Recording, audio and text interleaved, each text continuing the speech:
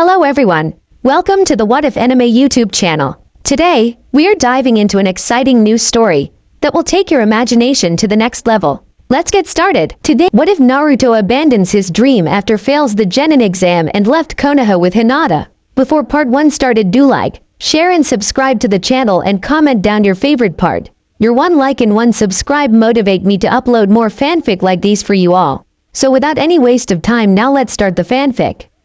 Story started. Naruto looked down at the test and could not understand why the test was so difficult.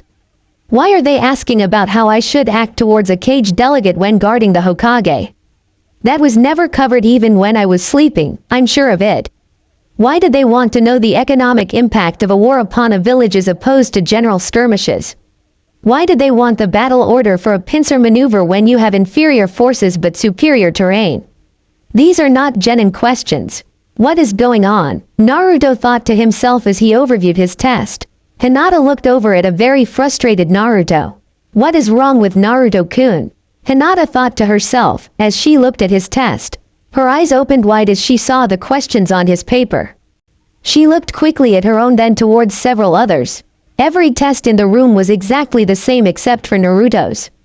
Naruto's was different. She slipped her hands below the desk and did several hand signs and activated her Byakugan, and then she examined Naruto's paper. It was the same test as everyone else had. A genjutsu had been placed on his test. Why would they do that? Are they trying to get him to fail? Hinata Hyuga, please deactivate your dojutsu, since we do not want you to cheat. Baruka commented as the thought crossed his mind. Why is she looking at Naruto's test? Hinata worried so much about how Naruto was doing that she forgot to answer most of the questions on her test. Please put down your pencils, since we need you to go out to the training field for your practical skills test. Mizuki-sensei will do the grading for that while I correct your tests. Good luck and I'll see you when you come back here. I should be finished grading your tests by then, and then we can do the ninjutsu portion of the exam. Baruka happily explained. Out in the courtyard, everyone was given a set of kunai, shuriken and senbon. Hinata at this point was livid about what had been happening. Either Uruka was too busy or didn't care that Naruto was being singled out to fail. She used her Byakugan to quickly inspect all of the weapons that the students were given. Sasuke Uchiha was given the mint condition equipment for his round of the test. Hinata noticed that her equipment along with Naruto's were at the bottom of the quality list, with Naruto's not even good enough to be melted down for replacement equipment. Hers were better, but the others had better equipment. It was as if both she and Naruto were being set up to fail. She decided to speak up and stand up for her and Naruto's rights. Excuse me, Mizuki-sensei, why did Naruto-kun and I get equipment of such inferior quality? Hinata asked, a bit of anger evident in her tone. Mizuki looked annoyed for an instant before he'd put a smile on his face. I am sorry, Hinata-sama, but I gave out the equipment in a random fashion. If you would like, you could take 10 points off your grade and get some new equipment, and possibly lose your place as you can't be late when I call your name for your test. Mizuki answered authoritatively. Naruto became angry for a second, but then calmed down, as did Hinata. Why is she trying to help me? I knew this would be an uphill battle for me, but why would she jeopardize her chances to help me? Could it be that she likes me? Naruto thought to himself. Naruto inspected his equipment and found all the equipment dull and rusty. Even the senbon were bent. Naruto took the time to bend the senbon back as straight as possible. He noticed Hinata had similar equipment, but not as bad as his. At least her senbon were straight. Mizuki called each of the students for their turn. Sasuke got the best score while Hinata and Naruto placed at the bottom. Mizuki hid his anger that the demon had made a passable grade on the weapons test, even with such bad equipment. He didn't notice that all of the kunai and shuriken that Sasuke had used were now missing. With no stealth or speed tests, the students then moved to the taijutsu portion of the test. Naruto was pitted against Sasuke and lost miserably. He was hit just before Mizuki had said start, and Mizuki didn't even lower Sasuke's score for cheating. Hinata ran into a similar problem with Aim, who was the top-ranked female student in the taijutsu area. Hinata was so angry at what was happening that she sat down next to Naruto and didn't even notice until he'd put a reassuring hand on her shoulder. It's okay, I guess I'm not the only one who is being singled out for failure, sorry. Naruto said, as his eyes showed a deep hurt and compassion. Hinata, in a move that surprised even her, put her hand on Naruto's, only wearing a slight blush. Thank you Naruto-kun, it means a lot to me that you would try to comfort me, she replied, then leaned her head on his hand. Naruto was confused now. Wait, I have only seen this when couples like each other. Does she really like me? But what about Sakura-chan? Naruto thought to himself. He then looked at Sakura only to see the most evil and angry look the girl had ever given him. Her clenched fist promised pain if she came close to him. Either she doesn't like me or she is jealous. Naruto then thought back to how she had treated him in the past. Naruto had tried to comfort her the way he did Hinata, but was only beaten for his trouble and had been given the very same look. Oh my god, she really does hate me. Naruto panicked in his mind and then looked down in despair. Hinata noticed the look Sakura gave to Naruto, and knew exactly what it meant. When she felt Naruto's arm slacken, Hinata looked worriedly at him. Gone was the smile, fear and desperation were all over his face. Hinata gently squeezed his hand and smiled kindly at Naruto in an effort to cheer him up. I hope I can help him to pass the exams. We are not doing so well, Kur and I will not be happy. Neither will father, Hinata thought to herself. Naruto felt the squeeze of his hand. He looked up to see a kind smile from the indigo-haired girl. Is she trying to ease my pain? Naruto became excited at the prospect that someone actually liked him. He returned the smile only to get another gentle squeeze of his hand and a bigger smile. The class moved back into the classroom for the final part of the test, ninjutsu. Naruto was worried that he might not be able to pass this part and wanted to make sure he could do it right. Several students were called into the room with Mizuki and Iruka as they were asked to perform a clone jutsu for the ninjutsu part of the exam. Naruto entered and began to build up an immense amount of chakra. Hinata noticed the building chakra. That is too much for even 40 clones. What is Naruto-kun thinking? She thought to herself, and then activated her Byakugan to watch. She saw Naruto engulfed in a huge amount of chakra and then he attempted to perform the clone jutsu. This created a single clone that was totally pathetic. She read Iruka's lips only to see him yell that Naruto had failed. She also read the two teachers' lips to see that they were arguing about whether or not they should pass Naruto. In the end they did not pass him. Hinata was shaken by what she had seen and was called next. She couldn't calm her nerves enough to create a clone either and was also failed. Naruto found the tree swing and watched as other students celebrated their graduation from the academy with their parents. He then noticed a shadow standing next to him. It was Hinata and she wore the same dejected look he did. Hinata-chan, why are you not celebrating with the others? Naruto asked, not even realizing that he had added the chan suffix to her name. Hinata fought back tears as she pointed to the swing. Can I sit with you please? She asked, as she sounded a bit depressed. Naruto nodded as he heard an offhanded comment about him not graduating. Sure, what's wrong? He asked in a kind and gentle voice. Hinata sat next to Naruto, then slumped into his shoulder and began to cry. I failed, my father is going to kill me. Hinata cried as she sobbed into his shoulder. Naruto didn't know what to do, as he was used to failing, but he had no idea how to help other people deal with their failures. I failed too. Maybe I can get your dad to go easy on you. Naruto offered. Hinata's sobs lessened. I don't think you could help with him, thank you though Naruto-kun. Hinata replied and then hugged Naruto as a thank you. Both children broke the embrace as they felt someone standing over them. Mizuki had only planned to have Naruto to fail, but if he could take the scroll and bring a Hyuga along for experimentation then all the better for him. You got a minute, kids? Mizuki asked with a kind smile. Naruto and Hinata looked up at Mizuki and nodded. The Hokage, Iruka and Hiashi all saw the scene, all scowled. Naruto, Hinata and Mizuki were gone a moment later. Iruka means well guys, he just wants you to be prepared and not be hurt when you become Genin. I probably shouldn't mention this, but there is another way to become a Genin. Mizuki stated with a smile as both children listened intently. Hinata could not believe how much stealth and speed Naruto had as they moved through the Hokage Tower. They quickly found the vault and searched for the scroll that Mizuki-sensei had told them to bring. Naruto saw a few scrolls that caught his eye. 2 were labeled with his name and 1 with Hinata's name, and he quickly pocketed them. He then found the scroll they needed. As they left with the scroll strapped to Naruto's back, Sarutobi appeared. "Oh no, it's the old man," Naruto quietly exclaimed. Hinata looked worried. "Oh no, Naruto-kun, what do we do?" she asked, as she started to panic. Her eyes widened even more as she saw the grin on Naruto's face, the one that she knew meant that he was going to pull a prank on someone. "Naruto-kun, Hinata-chan, what are you doing in the tower at this late hour?" Sarutobi asked as he looked back and forth between the 2 children. He then noticed Naruto's smile a little too late. Naruto moved his hands to make the ram hand sign. "Transform," Naruto exclaimed, as he turned into a beautiful young woman with blonde ponytails and no clothes. The Hokage immediately flew backwards from the blood that gushed from his nose. Hinata giggled, since she had seen this before. Naruto grabbed Hinata's hand and began to run towards the exit. "We need to get out of here and train, so we can pass the exam." The rules were not to get caught. Luckily he didn't say anything about not being seen. Naruto was panting, as Hinata lay near him, nearly unconscious. "We got the first one. I know it's taxing, but we did it.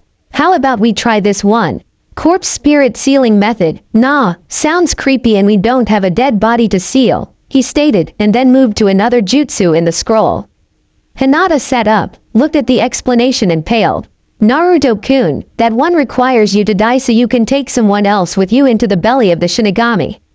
It's a suicidal jutsu, so we won't try that one." "I don't get it, Naruto-kun. All of the jutsu in this scroll are forbidden, and the explanations are quite explicit. The shadow clone jutsu we just learned is forbidden because it takes a lot of chakra and then will divide what you have left between you and your clones. You have a lot of chakra, but I don't have that much. My chakra control is all that kept me from dying from using that jutsu, and I even took a soldier pill. I can make one clone and you can make a lot more than that and only be winded.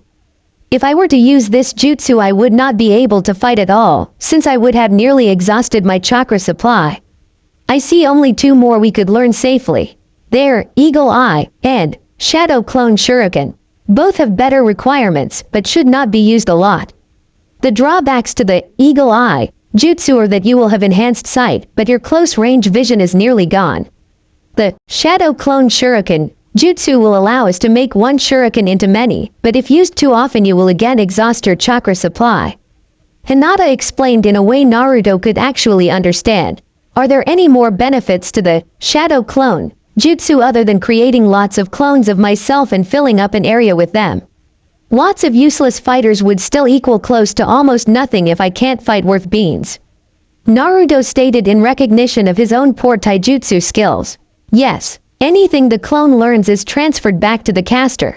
Also the mental fatigue will be transferred back to you, so if you have say 50 shadow clones, and dismiss them all at once you might suffer from overload from the feedback," Hinata explained. "Now let's learn these 2 other techniques, so that we can pass this test," Hinata said, as she put her hand on Naruto's to trying to reassure him. He noticed the blush on both of their faces as they touched. They said each other's name at the same time, turned away and then they looked at each other only to see a blush on the other's face. Naruto recovered first. "Hinata-chan, we need to get to these techniques down first, and then we can talk," he stated, as he smiled warmly at her, while the blush threatened to return. Hinata nodded and turned her attention to the scroll. "Now memorize the hand seals first and then memorize the release seal for the Eagle Eye jutsu. This way you can release it, so we won't be hampered by it for any length of time," she explained. Naruto shook his head. "First we should do the Shadow Clone Shuriken. It does have a higher chakra requirement, but it has less hand seals, so it would be easier to memorize. Then we can then do the Eagle's Eye technique," he argued.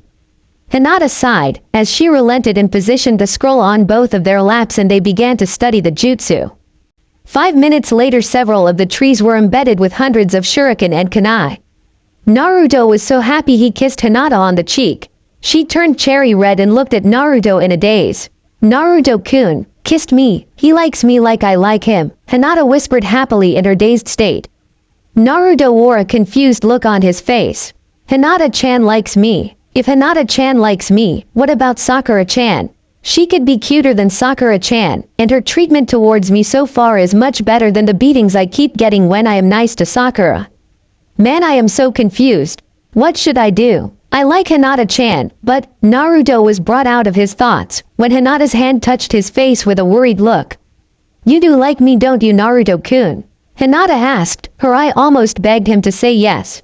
Naruto's face turned from confused and concerned to a warm smile she had only seen on a few occasions. Yes, Hinata-chan, I do like you, he replied, more sure of himself than he'd ever been in his life.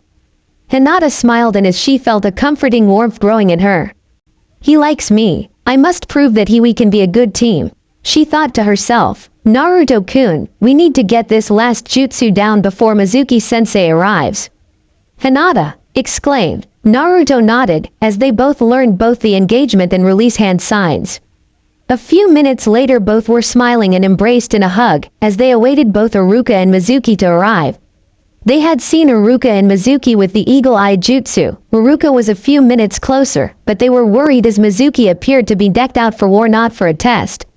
Iruka jumped down ready to tell the children that they had been caught when both smiled at him and said, Hi, Iruka-sensei. Are you going to administer the test when Mizuki-sensei also arrives? The question asked in unison by the children confused Iruka for a minute. Test? What test? Iruka questioned in his confusion. The special Genin test, where we steal this scroll and learn 2 jutsu from it to pass. Mizuki-sensei told us about it, Naruto explained. Iruka looked at Naruto as if he had eaten a psychedelic mushroom. There is no test like that, Iruka exclaimed. Then Mizuki-sensei is coming to kill us and take the scroll then, Hinata explained with a dejected look on her face. Iruka pushed the children out of the way just as a dozen kunai embedded themselves into either Iruka or the shack that he was now pinned to. Well, you got part of that right, little girl. I did plan on killing the brat and taking you and the scroll as prizes, but it looks like I need to take out the trash first, Mizuki exclaimed. Mizuki, why would you have them steal? You were planning to take the scroll for yourself and kill them, weren't you? Iruka said in an accusatory tone. The pieces were beginning to add up. No, the demon brat, and thanks to your arrival, you're being added to the trash list. I was planning to take little Hinata here with me to Orochimaru, so that he could experiment on her, Mizuki explained as he began to laugh. He then continued, both of you are idiots, and now I am going to finish you off. But first, Naruto, don't you want to know why everyone in the village hates you? Iruka shook his head, but he was pinned to the side of the shack that was nearby and could only exclaim, No, Mizuki, it's forbidden. Hinata looked at Naruto, while his expression changed several times, first from anger to worry, then to fear and finally to curiosity, as he finally nodded. Mizuki laughed and explained, the 4th Hokage didn't kill the 9 tails all those years ago, it's sealed within you. You are the demon fox, Naruto. Hinata watched Naruto's face change again from fear to frustration to anguish. Naruto clutched the scroll as he was suddenly hit by 2 bodies. He felt something warm drip on his face. As he opened his eyes he saw Iruka looking down on him with tears in his eyes and blood seeping from his mouth. He also saw Hinata clutched onto him tightly. He looked back between the 2 of them as Iruka spoke. I am sorry, Naruto, that I wasn't there for you. I knew you were all alone, but I didn't reach out to you until now. We are a lot alike, you and I. We were both alone for a lot of our lives. I know what it is like to be alone. Maybe Hinata here will help you not to be so alone. Now take the scroll and don't let Mizuki get it. Naruto looked down at Hinata, as she nodded and helped him turn over to begin to run away. Hinata was in quick pursuit. Iruka pulled the Fuma shuriken from his back and threw it haphazardly at Mizuki only to miss miserably. Mizuki laughed as he jumped past Iruka and said, I'll deal with you later. Naruto was leaping from tree to tree as Iruka pulled up beside him. Mizuki was lying to you, don't believe anything he says. Hand me the scroll, Iruka exclaimed, as Naruto changed his direction and kneed Iruka in the stomach. Both landed hard and rolled to a stop. How did you know that I wasn't Iruka? Iruka asked, as he transformed back into Mizuki. Naruto lay against the tree and took a deep breath and he changed into Iruka. He then explained, because I'm Iruka. Why are you defending him? He's a monster. He will take all of his anger and hatred and pour it into the scroll and destroy the village, Mizuki exclaimed. Naruto heard this from behind a near tree and began to cry only to feel a hand on his shoulder. It was Hinata who reached down and hugged him gently. "You will never be a monster to me," she whispered gently. "You will always be Naruto-kun. You're right, that is what a monster would do," Ruruka explained, as both Naruto and Hinata froze. He then continued, "But that isn't what Naruto would do. He is Naruto Uzumaki from the village hidden in the leaves, and he is not the Kyuubi, he is its jailer." Ruruka exclaimed. Naruto looked up at Hinata, who smiled and nodded to him. "He does care," Naruto whispered, as Hinata again smiled and nodded. "You know I was going to kill you last, but now you are just in the way," Mizuki explained emphatically, as he pulled the second shuriken off of his back and began to spin it. Ruruka smiled, as he felt his impending death. Suddenly a shuriken flew past him, as well as an orange object. The shuriken turned into 10 as several tore into Mizuki, and the orange object then slammed into Mizuki, thus it caused him to lose control of the large shuriken, which flew off behind him. Naruto stood over the bloody and injured Mizuki, holding the scroll beside him. "If you lay a finger on our sensei again, we'll kill you," Naruto exclaimed threateningly. "You and that loser of a Hyuga tramp. Right, bring it on, I can beat you in one move. Give me your best shot," Mizuki replied boastfully, as he stood up. Naruto crossed his hands with middle and index fingers extended in a half ram and half ox seal while he shouted, "Shadow clone technique." Suddenly the clearing was filled with hundreds of Naruto clones.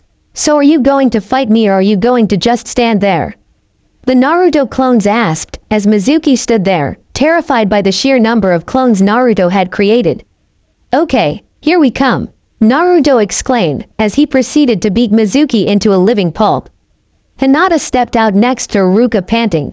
"Naruto-kun, looks like we both got one of the shadow techniques to work," she happily explained. Ruruka looked at Naruto, then to Hinata. "Did you use shadow clone shuriken, Hinata-chan?" Ruruka asked, as Hinata nodded. Ruruka shakily stood as Naruto dragged Mizuki and the scroll towards the two. "I am very proud of both of you. I hereby pass you both, so you are now both Genin of the Leaf." Naruto, Hinata and Ruruka were in the Hokage's office, all with smiles. The Hokage, on the other hand, was not smiling. "Did I hear you correctly, Ruruka? You passed them for bringing back a scroll that they both stole from this very tower?" Sarutobi asked angrily. Ruruka swallowed hard, but remained firm and replied, "Yes, Hokage-sama, I passed them on the grounds that they learned a Jonin level, a Genin level, and a Chunin level technique from the Scroll of Sealing. They used all three to defeat a traitorous Chunin. So you defend them in stealing their act of stealing the sacred sealing scroll?" Sarutobi asked wearily. "No, of course not, Hokage-sama, but they were tricked by a trusted figure of authority," Ruruka replied in an attempt to counter the Hokage's argument. "They should have thought it through and then asked you if there was such a test. As shinobi, they should be able to discern fact from fiction. They cannot at this time do that," Sarutobi said in an angrily retort. "So you are saying they should have known better?" Ruruka asked furiously. "Yes," Sarutobi's one-word reply took all the wind out of Ruruka's sails. Hinata was angry, really angry, and her dam finally burst. She then activated her Byakugan without thinking. "Hokage-sama, I can understand if you deny me the chance to be a shinobi, but Naruto-kun was not given the appropriate tests, and neither was I for that matter. His test had a genjutsu placed upon it. Our weapons were rusty, blunted and bent. If you do this, you show that you are showing favoritism rules here in Konoha and would prefer to have those that are showed favor as the preferred ninja in this village. Naruto-kun was failed by a test that was slated for him to fail, and for certain others to breeze by." Hinata said accusatorily. "You are saying that I would sanction that one Genin candidate would be favored over another? What evidence do you have?" Sarutobi asked. Hinata and Naruto removed the weapons they were given for the exams out of their pockets. Ruruka was stunned at the appalling condition of the weapons. "Were these the weapons you were given for the exam?" Ruruka questioned, as the children just nodded. "I'm sorry, but this is irrelevant. I'm sorry that you didn't pass, but you must understand that I can't show favoritism to either of you," Sarutobi replied with a sigh. "Then you will have to strip Sasuke of his Rookie of the Year status," Naruto stated without emotion. "And why should I?" Sarutobi asked with a raised eyebrow. "You said you would not show favoritism. He was allowed to use superior weapons in the weapons test along with a dummy that had magnets in it." He was also allowed to attack me before the signal was given during the taijutsu evaluation. I know he is better than I am at taijutsu, but if he is allowed to cheat like that, then you would be within your rights to allow our passage. His test was also already filled out. Naruto angrily replied, "Look Naruto-kun, I know you are angry and do not like Sasuke Uchiha," Sarutobi began but was interrupted. It does not matter if I like him or hate his guts, he was unfairly helped to pass, and I wouldn't put it past Mizuki Tem to be the one who answered Sasuke Tem's test for him. I don't know why the village treats him like they all want to wipe his ass, and even worse than that, he expects it. While I, the one who protects this village from a ravaging nature demon, am treated like dirt. Why is it that I'm treated like a demon? I am not one, damn it. I thought of you like a grandfather, now I don't know. Naruto trailed off after having yelled at the Hokage. Hinata moved to his side, cupped his arm and then rubbed his back to try to soothe him. I don't get it, you say that everyone in the village is precious, but you let me be treated like shit. You allow that ass, Sasuke, to walk all over everything and do nothing.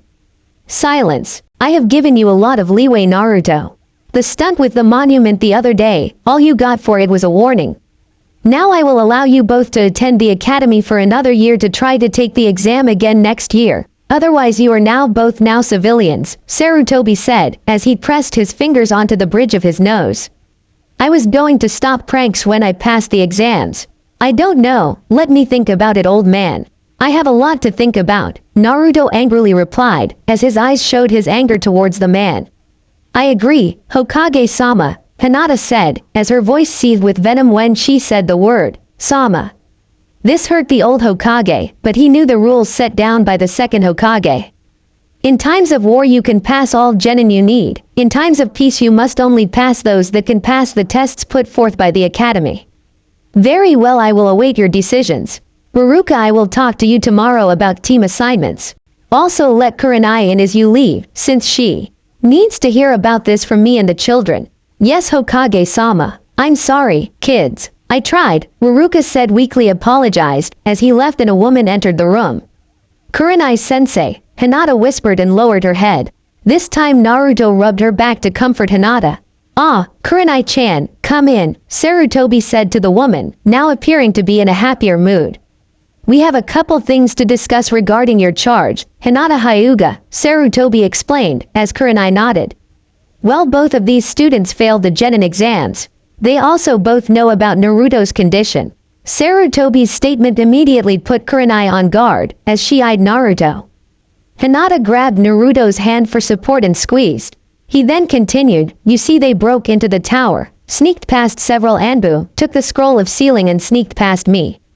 They then proceeded to take the scroll to a secluded place in the woods and learn from it. Naruto and Hinata were surprised that Kurenai's eyes opened even wider than they even thought possible. She turned to them with an angry glare. Is this true, Hinata-chan, Naruto? Kurenai asked in an angry voice, as both nodded. Continue, Hokage-sama. Sarutobi nodded and continued, you see, they learned 3 techniques, Shadow Clone Shuriken, and Eagle Eye, from the scroll. Kurenai gasped. Yes, I know all are forbidden for a reason. They were supposed to turn the scroll over to Mizuki and show him what they learned.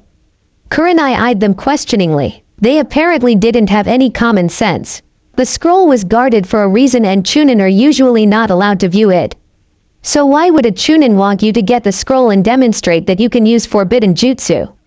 Sarutobi asked. How should we know? We didn't even know it existed before Mizuki Tem told us to get it and where to get it. We thought that it being guarded was part of the test. I swear this day couldn't get any more screwed up. Naruto yelled in frustration, as Hinata squeezed his hand. Kurenai scowled at Naruto, but showed some sympathy in her eyes, as Sarutobi continued, I am giving them a chance to go back to the academy for another year and try to become genin next year. I know that you wanted Hinata on your team. Are you going to pull yourself out and wait for her, or go ahead and take the team we assemble? Sarutobi asked. One question first, if I may. Kurenai asked, as Sarutobi nodded. Naruto, Hinata-chan, can you both do all 3 of the jutsu the Hokage stated? Both nodded in response. Describe each jutsu and how well you can use them, Hinata-chan first. Hinata squeezed Naruto's hand even tighter and swallowed hard. Well, Kurenai-sensei, I can make one, shadow clone, the infiltration and information gathering solid clone jutsu. I can make 10, shadow shuriken, at a time. Eagle Eye is a jutsu similar, but different from my Byakugan in that I can see distance. The drawback is that you lose close-up vision unlike the Byakugan. Hinata explained, as Kurenai nodded. Okay Naruto, your turn. Kurenai prodded. Naruto squeezed Hinata's hand and swallowed deeply. He then began to explain, well Kurenai-sensei, I can make hundreds if not 1,000 shadow clones. The drawback to this jutsu is that my chakra is spread evenly between all of the clones. Using as much chakra as I do for my transformation jutsu I can make 50, shadow shuriken, and I could do it all day. As Hinata-chan here explained, the eagle eye jutsu can allow me to see about 15 miles away, but I have real problems with seeing what is around me up to 200 feet away using that technique. Kurenai put her hands on her hips, turned to the Hokage and asked, and you failed these too, why?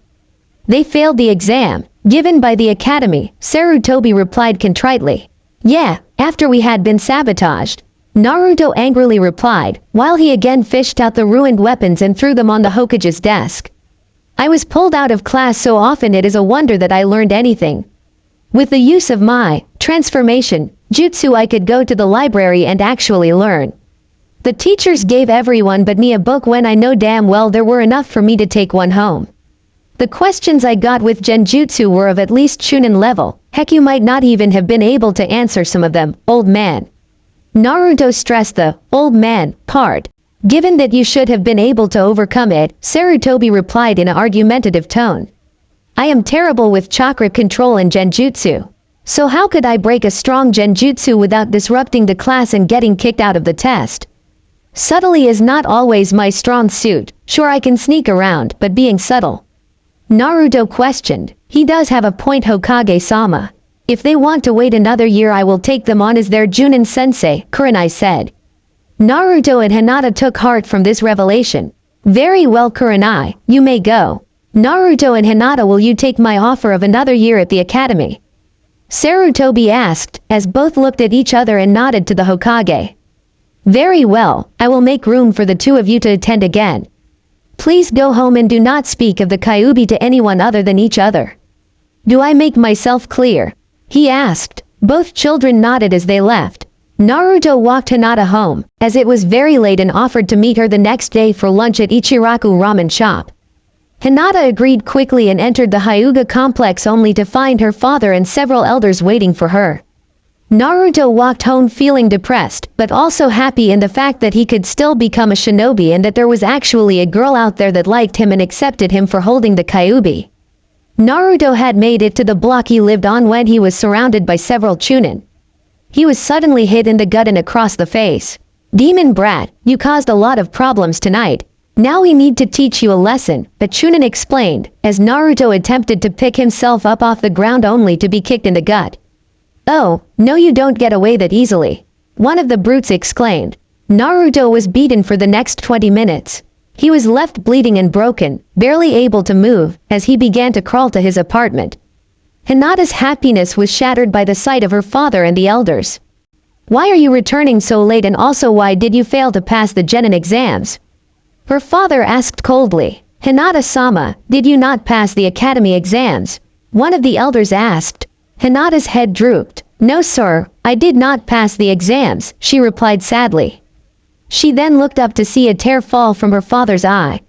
There is nothing you can do to save her now, Hiyashi. Take her to the chamber, the elder ordered, as a couple branch members sadly grabbed Hinata by the arms and dragged her away. I am sorry I could not save you, Hinata-chan, Hiyashi thought, as he turned to go to his office, tears running down his face. Screams were heard for an hour before they finally died down and an apparent quiet moved over the Hyuga compound.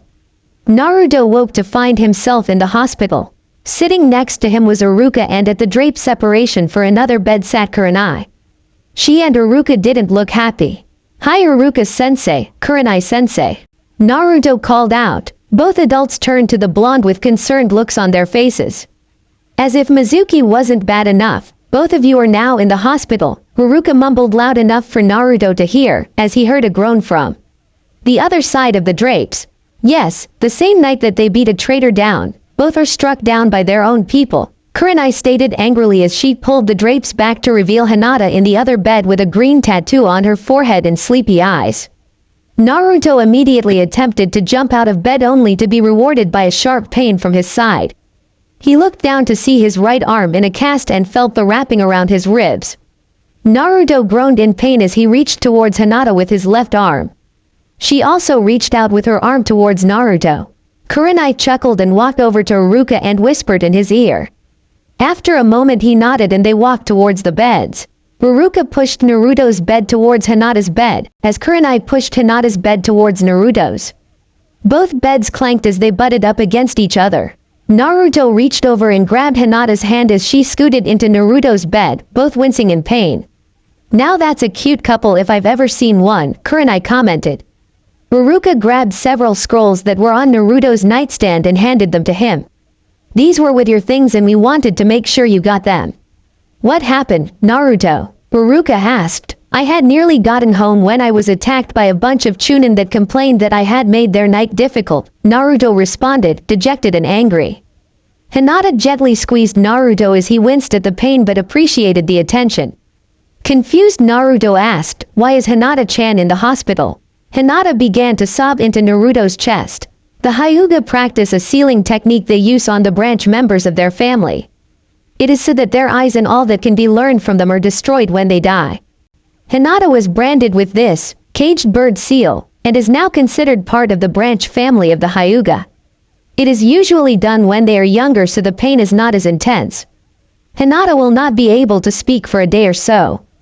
Just comfort her as best as you can, as it seems that she likes you, Naruto, so please do what you can for her, Kurenai explained. Naruto nodded as he hugged her gently, and her sobs lessened somewhat. "How can a family put seals on their kids? Now we both have them. I have a demon and she has that green seal on her head." Naruto shouted, angrily attacking the unfairness of the whole situation. "So Naruto, what's in the scrolls? They do have yours and Hinata's names on them, I'm just wondering," Iruka questioned. Naruto shook his head as he began to open the first scroll, but found that it was sealed. "I don't know what it is, and the darn thing won't open," Naruto complained. Iruka put out his hand. "Let me take a look at that," Iruka said, then looked at it and saw a pin on the end and an area for a thumb to go on the scroll. "Naruto, this is a seal. You will need to prick your thumb and then touch the area in the middle with your thumb. You then need to push a little chakra through your thumb, and it should open then." I wonder who would put a seal on a scroll for Naruto. It must have been the Hokage. Naruto followed the directions given to him by Iruka, and when he pushed some chakra into the seal, it opened and the scroll unraveled. Naruto and Hinata began to read the scroll. "Dear sweet Naruto-chan, it must now be your 10th birthday and Sarutobi is giving you this as the first part of your inheritance. Naruto-chan, please believe me when I say that I'm sorry I am not there to share your birthday with you. Let me explain a few things to you before I continue. I am your mother Kushina Uzumaki of the Uzumaki clan from the Whirlpool village. You should be proud that you are someone so very important. I am sorry I was only able to share your first few months or so with you. You are the most precious thing in my life. I hope Sarutobi and Hana have helped to take good care of you, as Sarutobi did promise this for me, since I'm not going to make it much longer. Hana is your aunt and should be up to the job, since she has done it with me for the last couple of months. You should be living in the house with your aunt, who is also a member of the clan. I hope they have treated you well, and tell Hana that she is an old bat for me. There is also the matter of your inheritance. You are the keeper of the Uzumaki clan holdings, and it should be enough to let you skip being a shinobi if you choose until you are about 30, though I would advise against it. I have also sealed my sword into this scroll for you.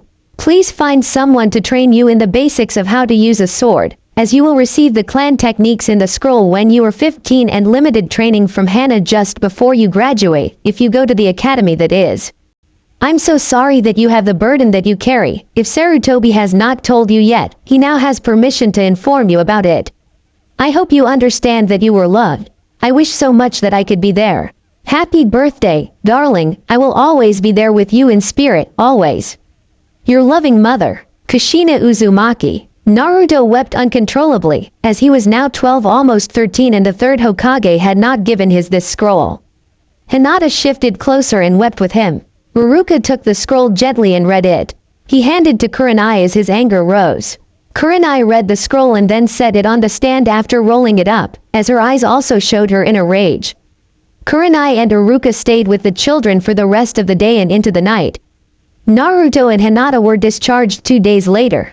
No one from the Hyuga clan had come to escort Hinata back to her home. Naruto had finally looked at the other scrolls he has acquired when they had gotten the scroll of sealing. Naruto handed the one that was labeled for Hinata to her. She opened it and read the contents, then immediately fainted. Naruto, being worried, read it too, and joined her on the ground. Ruruka, who had just arrived to walk Naruto home, picked up the scroll and began to laugh as Kurenai arrived. She looked at the children and then at Ruruka, who handed her the scroll. She joined in the laughter. Dear Hinata-chan, as a 10th birthday present to you, your father and I are giving you a wonderful gift. We are also giving you safety from the caged bird seal. You are hereby betrothed to a one Naruto Uzumaki. You may want to get to know the boy, or you can just accept the betrothal. You may also reject this betrothal when you turn 15 and seek another suitor, but I must warn you that the council will have say over any other suitor you may end up with. Please be happy with Naruto-kun, as he will have had a hard life, and remember that we both love you. Irie Hyuga. Ruruka had placed the 2 children against the entryway of the hospital and waited for them to wake up. Only he placed Hinata in Naruto's arms in an affectionate way. Ruruka-san, why do you tease them so? Kurenai asked in mild laughter. He has had it so bad, I just thought he should have something good to wake up to. It isn't every day you find out the girl who likes you turns as the girl to which you're betrothed. I do wonder why they did it. Naruto is an orphan without family, and I know he is part of a nearly dead clan now, but that still puts him at a lower station than Hinata. I would have figured that they would have put her in a marriage with a higher noble or a more notable clan. I know there is animosity between the Hyuga and the Uchiha, so they would be out of the question, but there are other clans out there, or even a noble. Within the Hyuga clan, Ruruka pondered the question he posed. Kurenai laughed happily. Haven't you heard the saying, don't look a gift horse in the mouth, Ruruka-san? She asked, looking fondly over at Naruto and Hinata. Naruto woke up, then realized there was a mop of hair in his face and felt a weight on his chest. He smiled but wondered how Hinata had ended up on his chest. The only thing he could remember was seeing Hinata faint, then reading the note and then fainting himself. There were things that bothered him. If what was put in the scroll is accurate, then they should have never put the caged bird seal upon her, as she was already betrothed. Now she would be considered damage, but not to me, since we are now more alike than we were before. I am sorry, Hinata-chan. You failed because the damn fox that is sealed inside of me, Naruto thought to himself sadly.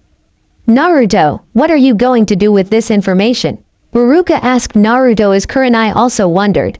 I don't know. The old man kept this from us and I almost believe that he may never have wanted me to see these scrolls at all. Naruto said glumly as he fished the first scroll from his mother out of his pocket, then continued, I think I am going to read the other scroll as it is supposed to be for my 15th birthday, but until then I should be able to keep the information secret. Naruto fished the second scroll out and began to read. His expression changed several times, from tears to out-and-out anger. Why the hell didn't he tell me this? Damn it! Naruto cursed. Ruruka and Kurenai wore confused looks as Hinata was woken by Naruto's angry outburst. Tell you what, Ruruka and Kurenai asked in unison. We can't discuss this here. We'll go to Hinata's house and get her set, and then go to my house. She can come along to my place if she likes, so that she can also hear about it, Naruto explained as he continued to wear an angry look. Naruto knew this information would come to no good if it became common knowledge. Hinata stood and helped Naruto up. The group moved through town to the Hyuga estate only to find a small collection of scrolls waiting outside the estate with Hiyashi sitting on the porch, his eyes red and swollen. Hinata looked at her father with both anger and concern. What is it, father? Hinata asked angrily. Hiyashi winced as, father, was drawn out by Hinata. Hiyashi turned his saddened face towards Hinata and Naruto, but could not look them directly in the eyes. You both must think ill of me. I am sorry for both of you. I am sorry I couldn't stop the council from branding you, and worse yet, they have also banished you from the estate. They wanted to leave a branch member to explain to you what was going on, but I sent them away so that I could do that myself. Hinata-chan, you are now disowned by the clan, but not by me. I also have information for you, Hiyashi said sadly. He then looked at Naruto and continued. You're betrothed to this very boy here and you may stay with him if you like. I will make sure you have money, but I can't help you otherwise as the council will remove me from my position as head and brand both myself and your sister. Here are the scrolls with your belongings in them. I also included a detailed scroll on the workings of the caged bird seal. Naruto, if you could learn about seal and either alter or remove the seal I would be most gracious. Hiyashi stated as he handed Hinata a handful of scrolls. Naruto stepped forward and took the scrolls as Hinata was frozen with shock. What happened to Hana? Naruto asked out of the blue. Hiyashi took a deep breath and then sighed. She died defending you when you were just 2. She died in the fire at the Uzumaki mansion, he answered with a heavy feeling in his heart. Naruto looked down as tears fell to the ground. They would kill the woman that was there to protect me and burn my house down just to try to kill the fox. Naruto growled as he clenched his right hand only to have blood begin to fall from it. How do you know of that? Hiyashi asked. Naruto-kun and I both learned that he is the container of the Kyuubi the other night. When we defeated Mizuki-sensei, Hinata responded as moved to rub Naruto's back. Why did they hate me and those who care about me so? I'm not the damn fox, Naruto stated in a low growling voice. I know that, Naruto, and that is why Irie and I betrothed you to Hinata-chan. It was sort of a reward, in a sense, and a way to muzzle those who thought of you as a monster. We set it up so that she could marry you and thus calm those in the clan to not hate you, Naruto. I know the council went back on its word and branded her, but that is why I am giving you the information so that you may be able to alter or fix the seal. I would just avoid main house members, Hinata-chan, Hiyashi explained. Naruto handed a scroll to Hiyashi. How much of this did you know? Naruto asked angrily. Hiyashi read the scroll and then sighed as he closed the scroll. I knew most if not all. You're not supposed to receive this until your 15th birthday. How did you come by it? He asked. I acquired it when we took the forbidden scroll, along with the ones meant for Hinata-chan and I that we were supposed to get on our 10th birthdays, Naruto admitted with anger and sadness in his eyes. Well son, you are incredible that you have done so well given your circumstances. You may marry my daughter with my blessing, just be kind to her, as she has a gentle heart. Just know that I will support you in anything you do other than destroying the village that is. Hiyashi stated with a smirk, and then added, I must return to my paperwork. I wish you luck my daughter and future son-in-law. Hiyashi hugged both of them, he then turned and entered the estate. Naruto, what is on that scroll? Kurenai inquired. We'll discuss it when we reach my apartment. Naruto stated as he pocketed the scrolls. A while later the group came upon Naruto's apartment. Guess you're going to be living with me, Hinata-chan. Sorry about the mess but it's all I have, Naruto said as he opened the door and entered as the others quickly followed. The apartment was a one-bedroom apartment with a small kitchen, a bed in the bedroom, a folding table, and a couple of chairs. Kurenai looked around and saw that the place was quite tidy for a bachelor's home, but she noticed a lack of much to clutter the place with other than the empty food containers on the table. Naruto, why do you have so many empty ramen containers on your table? Kurenai asked. And why do you have so much expired and spoiled food in your fridge? Baruka asked as he perused the fridge. Well, I didn't have time to clean and that is all the markets will sell me, Naruto responded as he began to clean the containers off the table. A cockroach ran out from under one of the containers. Naruto looked at it with a bit of annoyance, and grumbled, dang bugs, I wish I could get rid of them, but I just can't seem to bring myself to kill them. I know of someone who might be able to help you get rid of them. Kurenai responded, and then asked, the markets refuse to sell you good food. Is it because of your tenant? That's my guess. Yet again another way the fox is ruining my life without having to do anything, Naruto stated as he finished washing the table. He then apologized, sorry I don't have enough chairs but I don't get many guests and the old man didn't get me any other furniture. Baruka sighed at the revelation that Naruto's life was harder than he had thought before. He looked into the bedroom and saw the sheets were threadbare and a stack of scrolls against the wall. He also saw a large pile of used weapons. Naruto, what is with the collection of weapons? He asked. Naruto smiled at the question. You know, shinobi really are wasteful, so I go around to all the training grounds and collect all the leftover weapons that are in good condition that they just seem to leave everywhere, he explained. Kurenai and Iruka were impressed with Naruto's ingenuity. Kurenai-sensei, Hinata asked quietly as Kurenai nodded to her. Is it bad that I have to live with Naruto-kun before we are married? And what can we do to eliminate the infestation? I know it isn't really Naruto-kun's fault, Hinata asked. Kurenai knelt down to Hinata. We will take care of it if we have to pay for the work. Don't you worry, as you are going to have a life with the boy you love. Just don't have any children anytime soon. Because you're both too young, Kurenai warned as Hinata blushed profusely. She then added, we do need to talk to the Hokage about what happened though.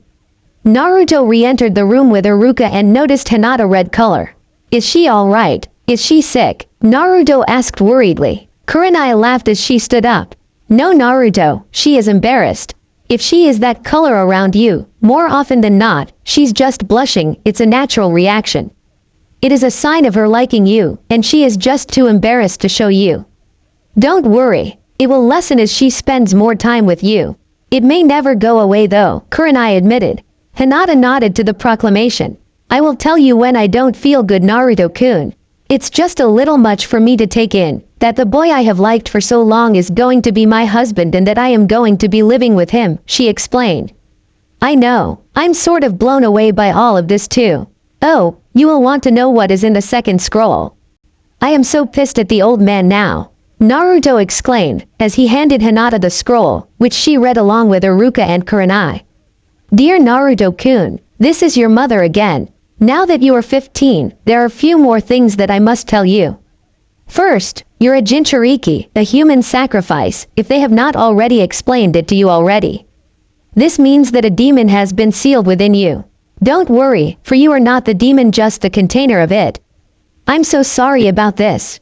You also may not be happy with the second bit of news I'm going to give you. It was your father who sealed the demon fox within you, the fourth Hokage, Minato Namikaze. Please don't be angry with him, as he thought it was the only way to protect the village. There is good news though. I have talked with the Hyuga who just had a daughter and they have agreed to betroth their daughter to you as way of thanking you for protecting the village. They figure they will have another in a few years, but I'm sorry, as I will not be able to see that happen. Hannah has agreed to keep you safe and make sure that you notice her when you both grow old enough to meet each other. Know this Naruto-kun, your father and I both loved you and wanted the best for you. Sarutobi has assured me that when I am gone you will be taken care of. I am sorry that I will not be there for you when you have your fist and now your 15th birthday. My only regret is how the village feels about us and the sacrifice we have had to make for them. Do not seek revenge for what has happened, as it will come to no good and only destroy you in the end. If you have not met Jiraiya yet, seek him out to train you as he did your father. Also seek a woman known as Tsunade. Tell her, I sent you, and say, it is true. She will know what you mean and should take you into her home. Live a long and happy life, my son. With love from your mother, Kushina Uzumaki Namikaze. Iruka and Kurenai looked at Naruto, then back at the note. The boy was the son of the Yondaime Hokage, but no one had pieced the facts together. Naruto had the same hair as the fourth, the same grin when he smiled, and he may not have been a genius, but he was still quite bright. The biggest glaring point is that he was chosen by the fourth to hold the Kyuubi. He would have chosen his son before he would have chosen anyone else. Now it all made sense. Why didn't I see it all before? Iruka asked quietly. Why didn't anyone see it before? I guess we all just wanted to see what we saw and nothing more. I understand some of why he wouldn't have been told, as it would protect him from Iwa wanting to kill him for what his father did during the war, but why allow him lead such a pathetic and downtrodden life? Kurenai questioned. Maybe he was angry that my father left him to do all that paperwork. I don't know, but I am currently so pissed that I want to leave this village. As far as I can see, I will never be allowed to become Hokage. I am betting that even if we go to the academy for another year, we will not be allowed to complete the exam and become Genin. Naruto growled in an angry voice. Hinata finished reading the scroll, and found a note hidden further down the scroll. I'm sorry Naruto-kun, but there is something more here for you.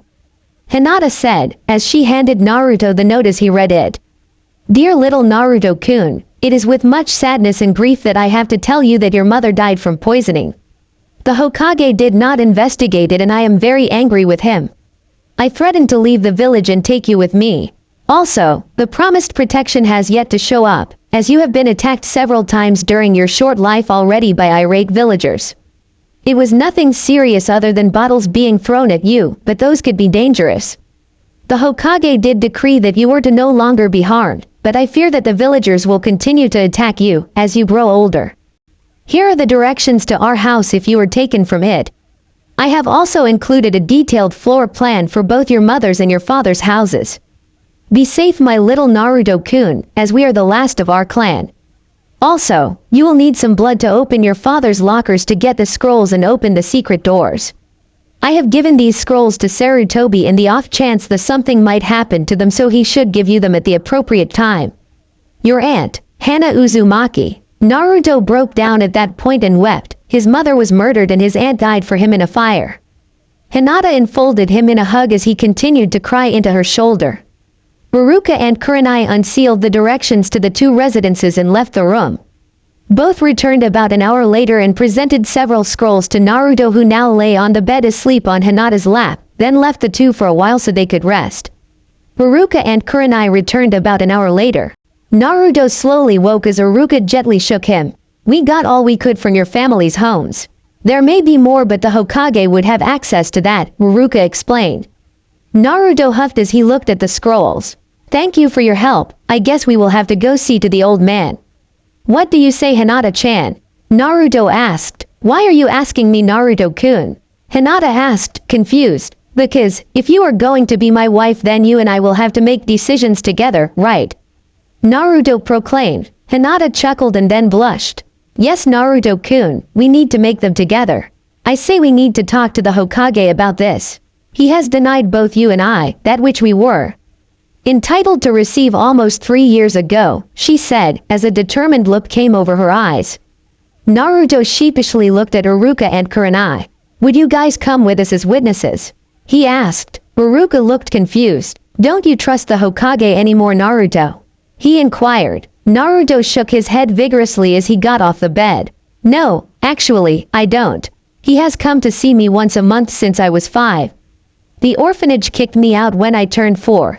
I've lived on the streets for a whole year before he helped me. I know he was busy, but would the village do the same thing to his grandson? He asked with a hint of anger in his voice. No, Konohamaru has Asuma to take care of him if Sarutobi-sama passes away, Kurenai replied. And I had Hana, but she died. I was then left on the streets for a year and then, finally I was put in an orphanage, more than likely to be forgotten, Naruto said, as his comment cut deeply into both Kurenai and Iruka.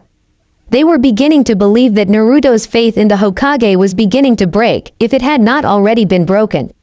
Naruto then continued, then he glosses over things that we pointed out about a Rid Academy exam.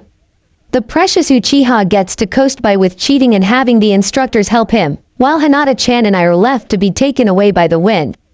Now we find out that he doesn't even give us scrolls that we were supposed to get years ago. What am I supposed to think? Well, he may have forgotten about the scrolls. Baruka replied in an attempt to defend the Hokage. Naruto put his hands on his hips. I have an orange jumpsuit that screams, "Here I am, kill me," is the gift he got me for my birthday. The goggles are a gift I found on doorstep on my birthday a couple years ago, he said as he adjusted the goggles. He smiled and said, I have to admit, though, the goggles look good on me. I've got to find out who gave them to me. Hinata blushed and raised her hand while she got off the bed. I got you those, Naruto-kun. I was afraid to approach you, so I left them by your door, Hinata shyly admitted. Naruto looked at her and walked over and kissed her on the cheek. Hinata fainted back onto the bed. Naruto looked confused as he began to worry. Did I break her? He asked, actually afraid that he might have hurt her. Baruka and Kurenai both laughed at Naruto. No, Naruto, you didn't break her. She's just not used to close contact, and she was overloaded by what you did to her. Kurenai answered, what did I do to her? Naruto asked, as he still didn't understand. Baruka smiled and rubbed his finger under his nose, and answered, Naruto, she likes you a lot. She isn't used to close intimate contact, and you just kissed her. It's more like you made her dreams come true, and she can barely handle it. Oh no, Hiyashi told us not to have children anytime soon.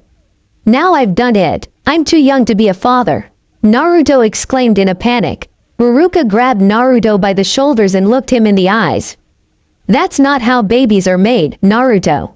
We will have that talk in a few days, so that when you and Hinata actually marry you will be prepared. Mizuki taught that class. You weren't in it, were you? Ruruka asked as Naruto nodded his head and Kurenai rolled her eyes. Did anyone other than you do anything right for the boy, Ruruka-san? Kurenai asked. I'm not sure. Most of the other teachers kept Naruto on a short leash. The progress reports said he was behind but doing fine, Ruruka replied. They would kick me out of class for asking questions, ignore me if I raised my hand to either answer a question or ask one. So I had lots of fun in class, Naruto stated sarcastically, then added, let's go see the old man now before I decide to pull a jutsu and give him a heart attack. The three of them waited for Hinata to wake up, and then the four of them walked towards the Hokage Tower as Naruto glared back at those who gave him dirty looks. This caused several civilians cringe in fear, but others began to chuckle along with Iruka and Kurenai as they made it to the tower. The group was let in after only a 5-minute wait. They passed Sarutobi's old teammates as they entered the office. Ah, Naruto, to what do I owe the honor of this visit? Sarutobi asked with a smile. Naruto pulled the note from Hana out and put it on the Hokage's desk. So when were you going to tell me? Sarutobi sighed. Well, you see, Naruto. Naruto slammed his hand on the desk. Don't lie to me, old man. I know my mother lived for around 6 months after I was born. You rescued me after I lived for a year on the streets. So why didn't you investigate the fire and how my aunt died? Or even my mother's death for that matter? He demanded angrily. Naruto, to be Hokage, you must understand about politics. I was forced to close those investigations, Sarutobi explained. Naruto wore a hurt look. You didn't even come to see me after those Chunin beat me up after the scroll incident. That hurt, old man, it really hurt, and now I find out that you kept my things from me.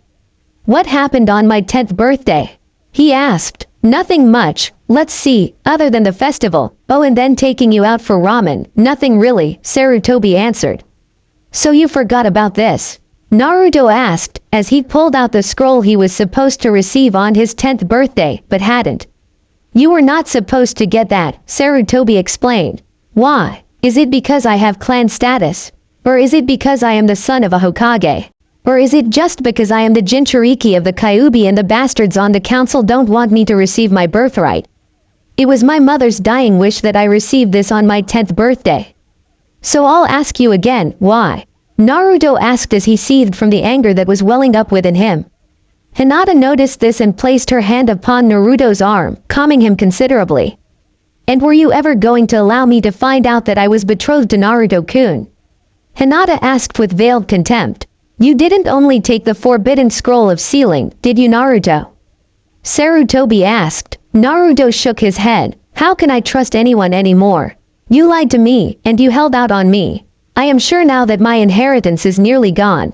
My mother's house is burned to the ground, along with the life of my aunt.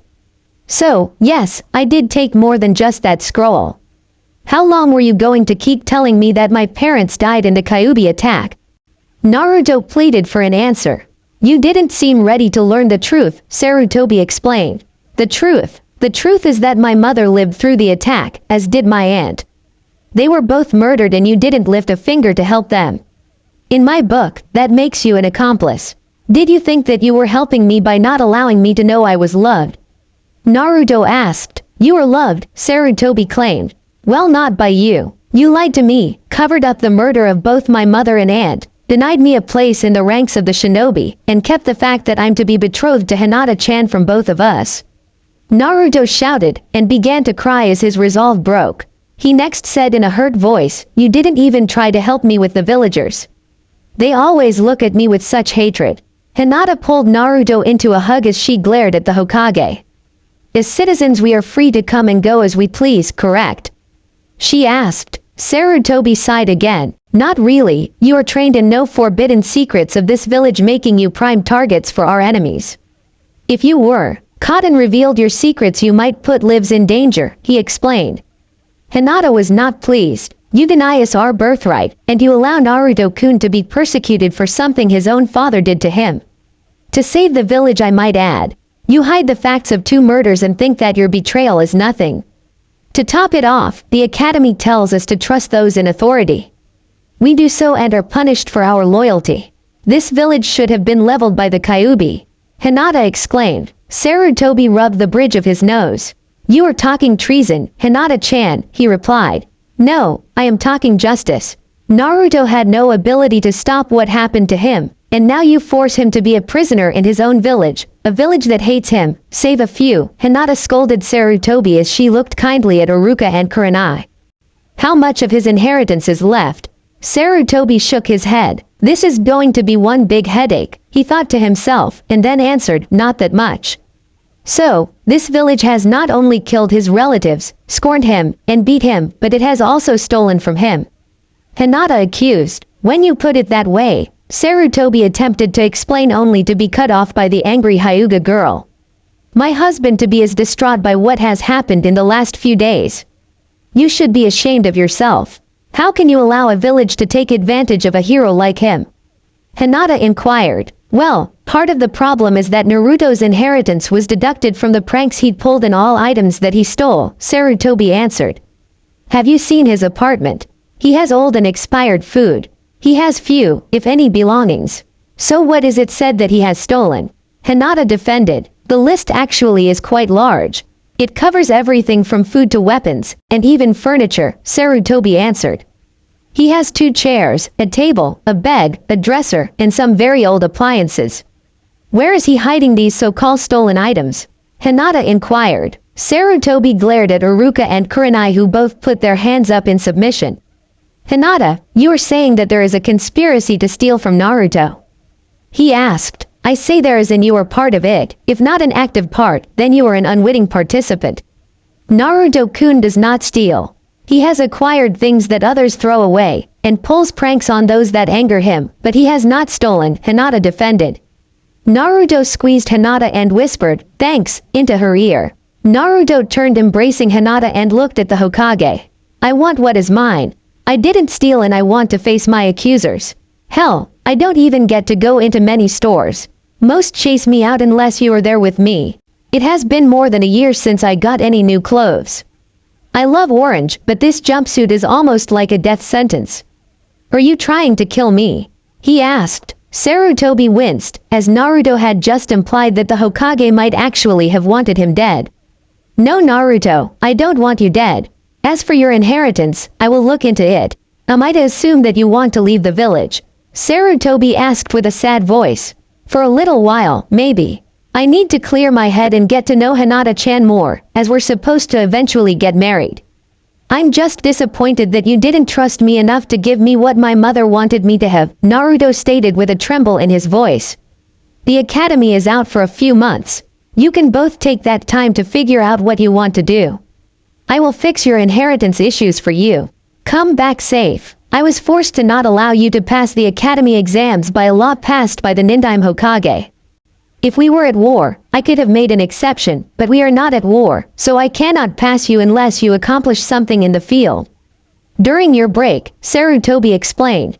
Is there anything else you want me to investigate while you are away? Yes, there is. Are there any messages from my father? I already have 2 from my mother, Naruto replied. I will look. So you got the one for your 15th birthday too, I see. The council is happy you didn't graduate. I am sure you know that, Sarutobi explained. I'm sure that they're happy that Sasuke passed with flying colors also. After all, they did all they could to make sure he passed by cheating. Naruto accused. You cannot prove that, can you? Sarutobi inquired. Check my test and check his. Also check the target dummy. As for him cheating at taijutsu, you will have to just take the word of Hinata-chan, Shikamaru, Choji, Kiba, and myself, otherwise you are as corrupt as the others in your so-called honorable council who have stolen from me, Naruto stated. You are not as dumb as you pretend to be, are you? Sarutobi asked as Naruto shook his head. I will look into all the matters we have discussed today. I wish you a happy journey on your vacation. I will also have Kurenai go with you to the bank and have them draw some funds for your vacation. I just hope you don't make it a honeymoon, for I wish to attend the wedding, Sarutobi said with a smile as both Naruto and Hinata scowled at the old man. The group left the tower and headed to the bank. Naruto opened the door for everyone as they went to enter. The guard let everyone in but grabbed Naruto as he walked into the bank. Hey, what are you doing? Naruto yelled as the guard lifted him up off the ground. You demon, are not allowed in here. The guard explained as he felt his legs collapse from underneath him. You will not touch Naruto-san again. Under the orders of the Hokage you will now release him or face me, Kurenai stated. The man looked at the Genin and at Hinata who looked angrily at him. He guessed the Hyuga girl had knocked his legs out from under him but he also faced a Genin so he let Naruto go. The bank manager came over to the incident to see what was going on and saw the blonde in orange. What is going on over here? Oh, him. He is not allowed in here, he said with a scowl. Are there any accounts left for the Uzumaki clan? Haruka asked. Yes, but they are being held by the council for reparations for what that monster did, the manager answered. You understand that I am a Junin, and he is a Chunin? Kurenai asked in a dark voice as the manager nodded.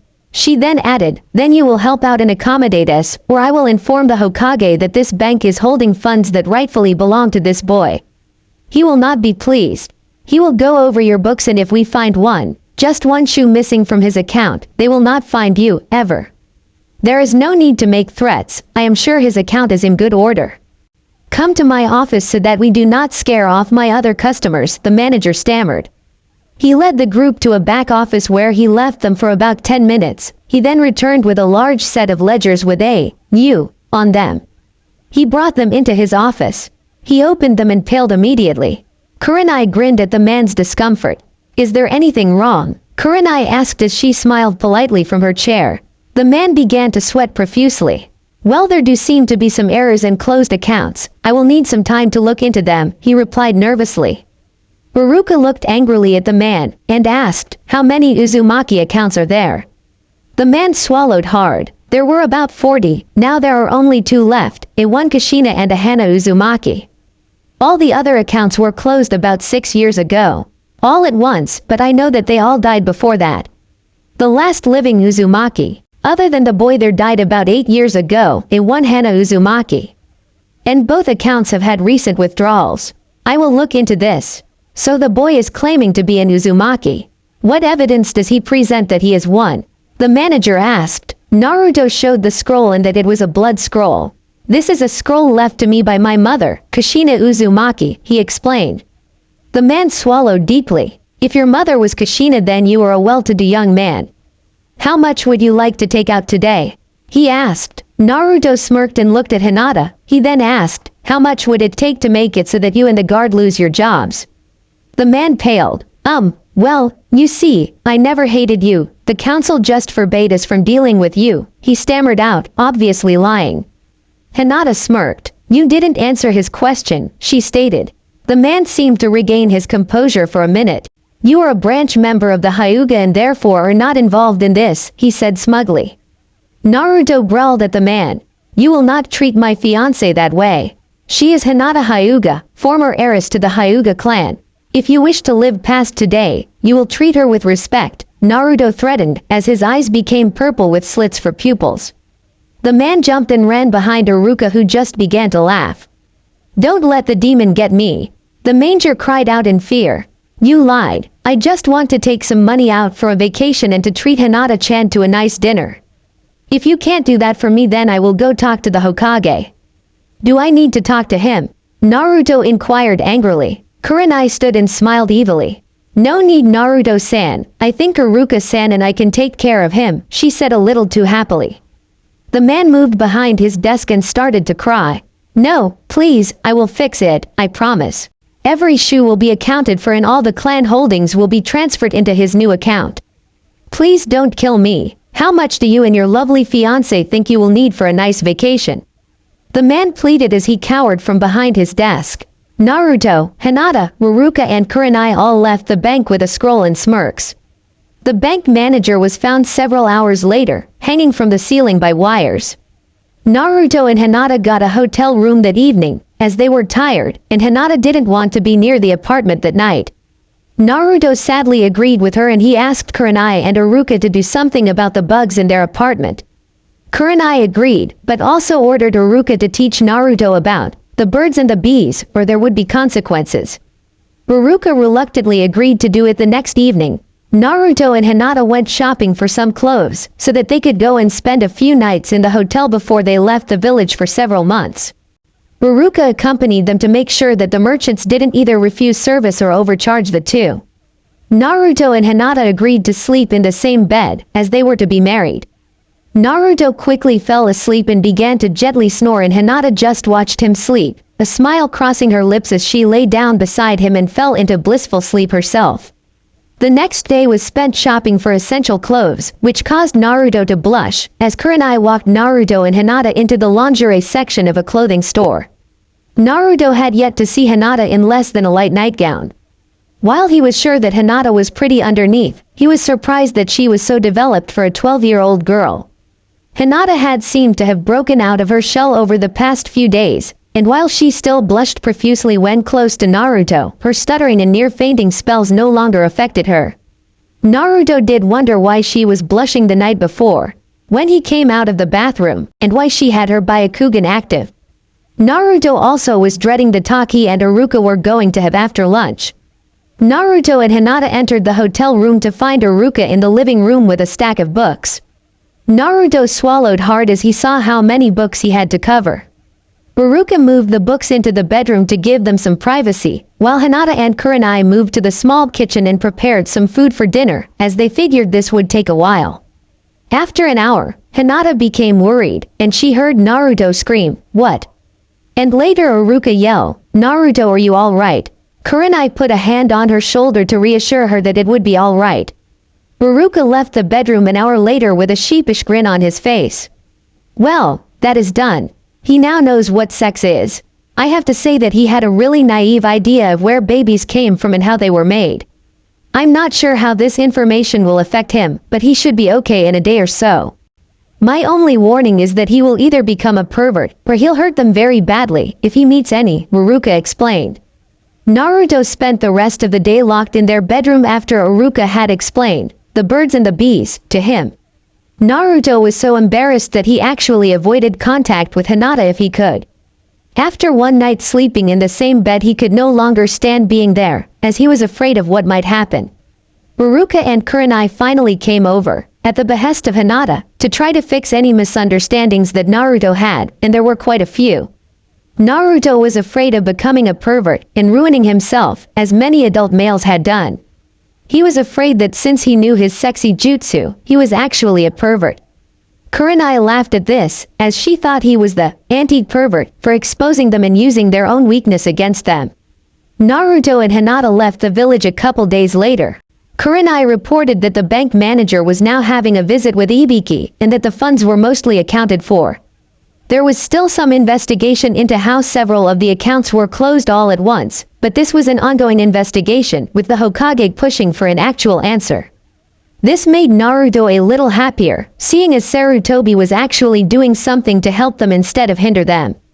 Kurenai accompanied them as AC-ranked mission. The Hokage authorized it to be on the village's tab for guard duty for 1 month. They left on their vacation to a nice coastal village and enjoy some time away from the Konoha. The first day outside the village, she gave Naruto and Hinata an assessment test, and found that they were competent and would have made good Genin team. Hinata had changed her outfit to a light lavender kimono that was easily removed to reveal a lavender shirt and pants that were dark purple, so dark they were almost black. Naruto wore a white hakama and a black awagi with an orange Uzumaki symbol on the front and the back. The three had made it a couple days out only to run into a group of bandits. Much to the bandits' surprise, these targets could actually fight back. That day, Naruto and Hinata actually made their first kills. One of the bandits was just about to hit Hinata with a sword, only to have Naruto push a kunai into his chest, opening a hole in the man's heart. Hinata was next to kill. When Naruto went into shock over his first kill, another man was going to take off Naruto's head, but missed, as Hinata pushed a gentle fist attack into the man's brain. The man died instantly. Naruto's man lingered for a few moments, and Kurenai was able to dispatch the other 10 bandits with little trouble. Kurenai noticed that Hinata was only slightly disturbed by her first kill, but Naruto had collapsed to his knees as he looked at body of the dead bandit. Hinata was finally affected and moved to the side of the road, only to lose her lunch there. Kurenai walked over to Naruto and placed her hand on his back, only to have him jump at the touch. "Are you okay, Naruto?" Kurenai asked in a kind and gentle voice. Naruto looked blankly into Kurenai's eyes. "What have I done?" he asked, thoroughly frightened. Kurenai smiled and gently hugged the boy. "You defended your wife to be from death. That is what you have done," she answered warmly. Naruto finally dropped the kunai. But, I was told it would be easy to kill someone," Naruto spat out in disgust. He quickly exclaimed, "I feel horrible."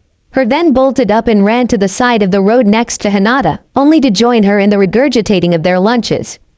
Kurenai moved behind the two and rubbed their backs. "It's never easy to kill, nor should it be.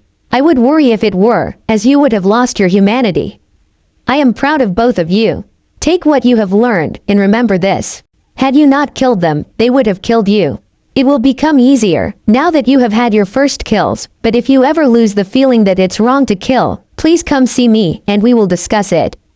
There are times where you can feel justified in taking another's life. Those are few and far between, but sometimes in our line of work it is necessary. Those times are to protect the ones you love and to protect the village. You will also do so when you're ordered to.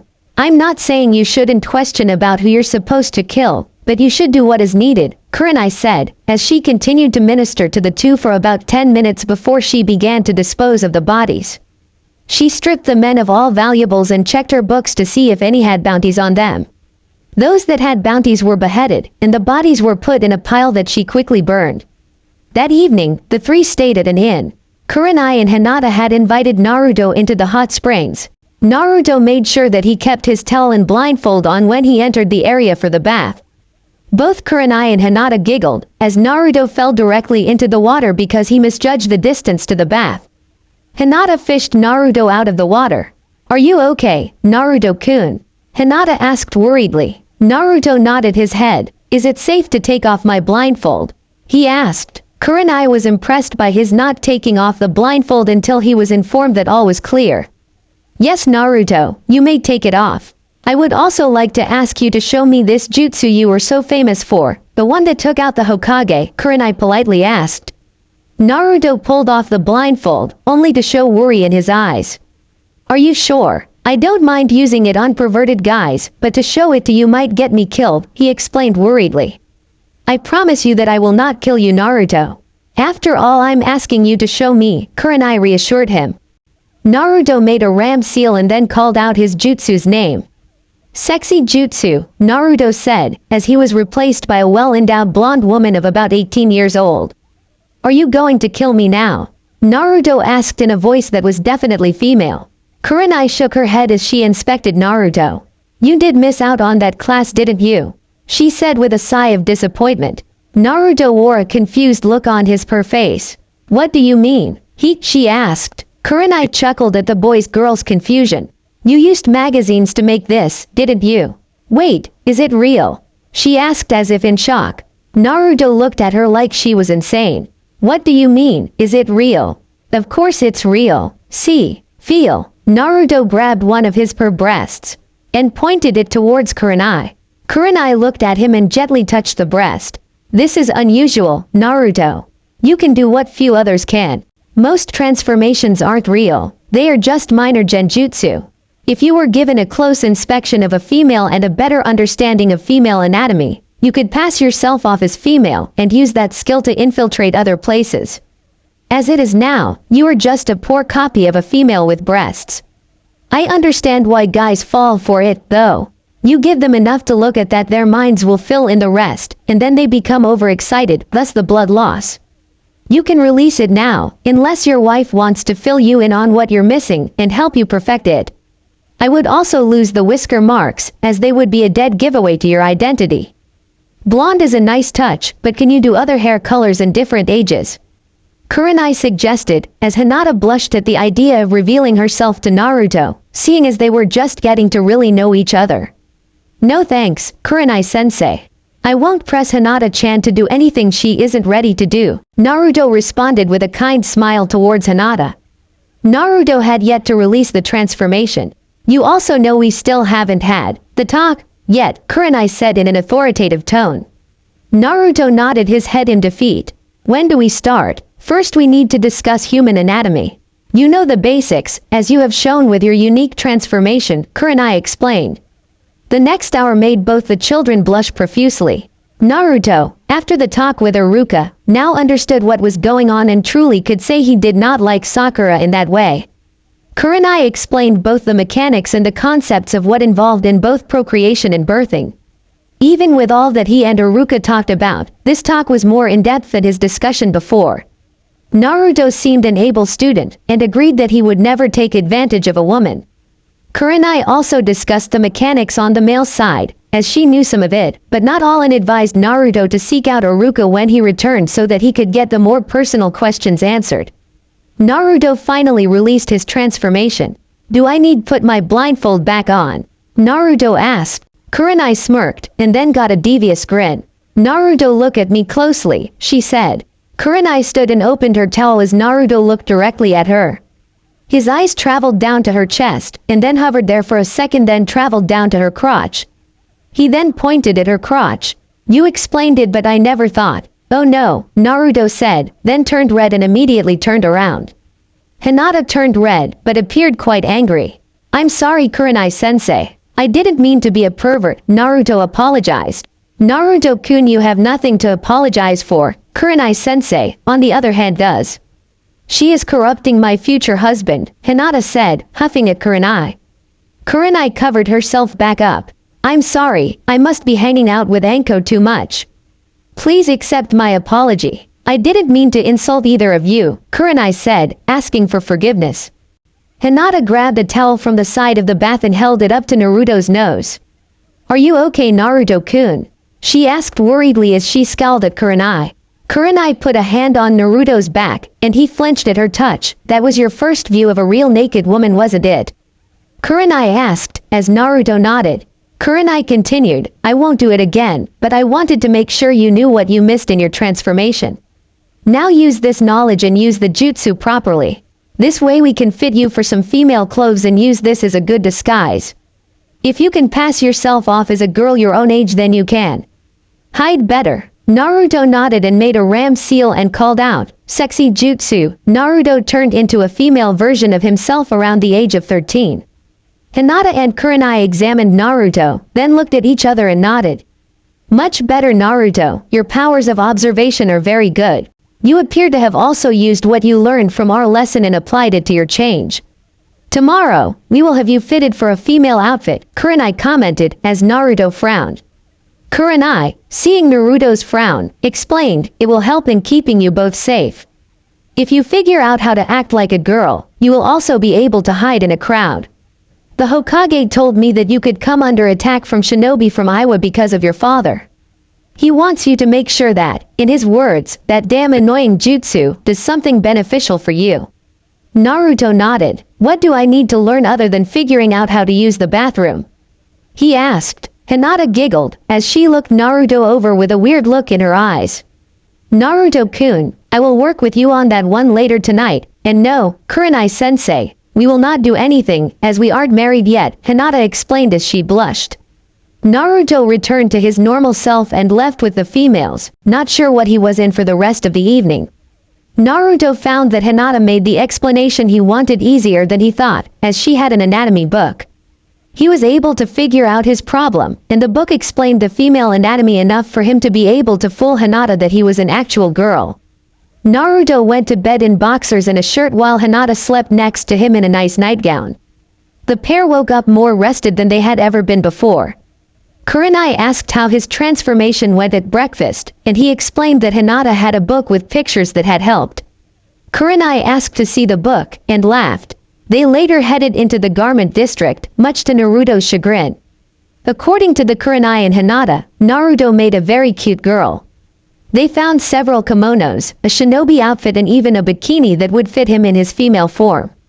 They debated names for a couple hours and could not decide on one, so they went and found Naruto some clothes for his male self. The final names they came up with were Haruko, meaning sunlight, Hina, meaning sun, and finally Yuko, meaning sunlight or ocean. Naruto even splurged and bought Kurenai a few nice outfits. Over the next few days they decided on using Haruko as Naruto's female name, and Hinata would use Hina as her name while incognito.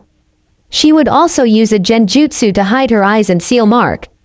Hinata took to wearing a leather headband that was like tan to cover her curse seal mark. Naruto wondered what kissing a girl would be like. "Hinata-chan, can I kiss you, since we're going to be married someday?" Naruto asked, as Hinata blushed and nodded. Naruto felt awkward as his face approached hers and they bumped heads. Kurenai laughed at the antics of Naruto and Hinata. Kurenai, not wanting to miss an opportunity to help them, gave some advice. "Naruto, hold still. Now make a face like this," Kurenai stated as she positioned his head, and then looked to Hinata. "Now Hinata, do the same thing but turn your head this way. Now gently press your lips together and see what happens." The first kiss was light and dainty, and their lips brushed each other. They felt electricity run through their bodies. Hinata wanted to feel it again, so Naruto and Hinata shared their first deep passionate kiss. Hinata fought for control, as the kiss lasted for what felt like an eternity. The kiss slowly broke as they separated and slowly opened their eyes. They each saw happiness and satisfaction in the other's eyes. "I know that having a relationship is new to the both of you, so please try to keep your emotions under control, as that could lead to children, which you are both too young for. I will give you 2 months on your own, but I want you to take these scrolls and keep up on your training schedule," Kurenai told the two, as she handed them several scrolls. Kurenai smiled, and said, "You're strong enough to protect yourselves from most trouble, but I would warn you to keep a low profile and keep to populated areas so that you will not be ambushed by missing nin. Tomorrow I'll head back, so let's go over the training scrolls, so that if you have any questions, you can ask them now before I leave." The rest of the day was spent discussing what order the scrolls should be used in, and how each of the exercises was to be performed. Naruto needed more instruction, as he knew less about chakra control than Hinata did. Hinata agreed to help him with chakra control, but Kurenai grilled them on their knowledge of the 3 forbidden jutsu. Several key rules were, Hinata was not to use the shadow clone jutsu until her chakra capacity was at least double it was now. They were never to use the eagle sight jutsu both at the same time, for obvious reasons. Naruto was to get his shadow clones to work in tandem with Hinata, so that she could deliver the finishing blow to a strong opponent. Never forget to mourn the deaths of adversaries after you've finished with a battle, but during the battle do not think of those you have killed, otherwise you might soon join them, Kurenai said, as she left them for their first night alone together outside of Konoha. Hinata found that Naruto became bored easily, and had to figure ways to keep him occupied while she took care of the mundane things. She'd purchased sleeping equipment and a tent for them, along with a book of seals for beginners. She also purchased a couple weeks' worth of food and put it in a sealing scroll. Hinata found that while Naruto could read, he was not taught to read well. Hinata found several books and purchased them for their trip. The one thing Hinata didn't have to do is tell Naruto not to train. They would train until she was ready to pass out, and then he would train some more. It proved good that Naruto had taken the scrolls his mother had left him, as his taijutsu was horrible to say the least. Hinata helped him work on the kata in the family scrolls. He wanted to move straight to jutsu, but she told him that if he could defend himself, then the jutsu would be more effective. 2 days later, Naruto and Hinata checked out of the inn and headed east towards the ocean. Instead of wearing kimonos, they wore modest travel gear that was not as flexible as their shinobi outfits, but it was better than being caught in kimonos. Just after lunch, Naruto was looking over the bingo books that Kurenai had given him, one on shinobi and one that had the local list of wanted thugs. A couple hours later, a group of 10 bandits surrounded the couple and demanded their money. Naruto looked at the book and back at 2 of the men, back and forth between the book and the men. "Hey kid, we want your money, so hand it over and we will just let you go, since the girl's too young for us." "Did you hear me? What's that book you're looking at?" one of the bandits asked. Naruto finally looked up, closed the book and smirked. He began to count them and nodded. "What is with that kid? Is he touched in the head, boss?" Another bandit asked. "About 3,000 ryo here, and we can either bring them in dead or alive, Hina-chan," Naruto explained. Several of the bandits drew their swords and moved to attack only to hear. "I would just give up if I were you. We don't want to kill you," Hinata softly explained. All 10 bandits began to laugh so hard they fell on the ground. Naruto quietly created 20 shadow clones, disarmed the bandits, and began to tie them up before they were able to regain their wits about themselves. "Hey, how did you do that? You beat us without even getting a scratch," one of the bandits shouted as Naruto finished binding them. "You were overconfident, and thus we were able to easily defeat you," Naruto explained as the bandits just shook their heads. The clones quickly took all valuables away from the bandits. They then dragged them off to the local constable. They were able to get 4,000 ryo of bounty for the bandits. Naruto refused to give his name, and the constable thought he was too young to be a bounty hunter. When Naruto and Hinata explained that they were shinobi in training and were on break from the academy, the man took the prisoners and gave them the bounty without any more questions. Naruto and Hinata found the walk to the next coastal village refreshing, as there were no bandits. 2 days later they saw a couple of figures on the horizon. One was carrying a massive sword on this back, and the other appeared feminine or was female. Naruto shifted the sword he had to a harder-to-reach position so that he would not cause the man with the really big sword to feel threatened. As the two groups approached each other, the stances became more pronounced as shinobi.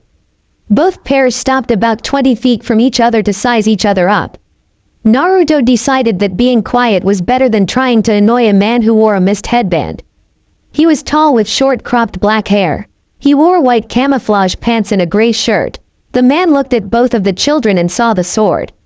He began to laugh. "How are you supposed to defend yourself if you do not wear the sword properly?" he asked pointedly. Naruto looked up at the man with a slight grin. "Well, I knew there was no way I could even try to fight someone like you with this hunk of steel, so why show it in a way that might cause you to attack?" Naruto asked, as the man put his hand to his chin and chuckled. "You have a point, kid. Why are you out here?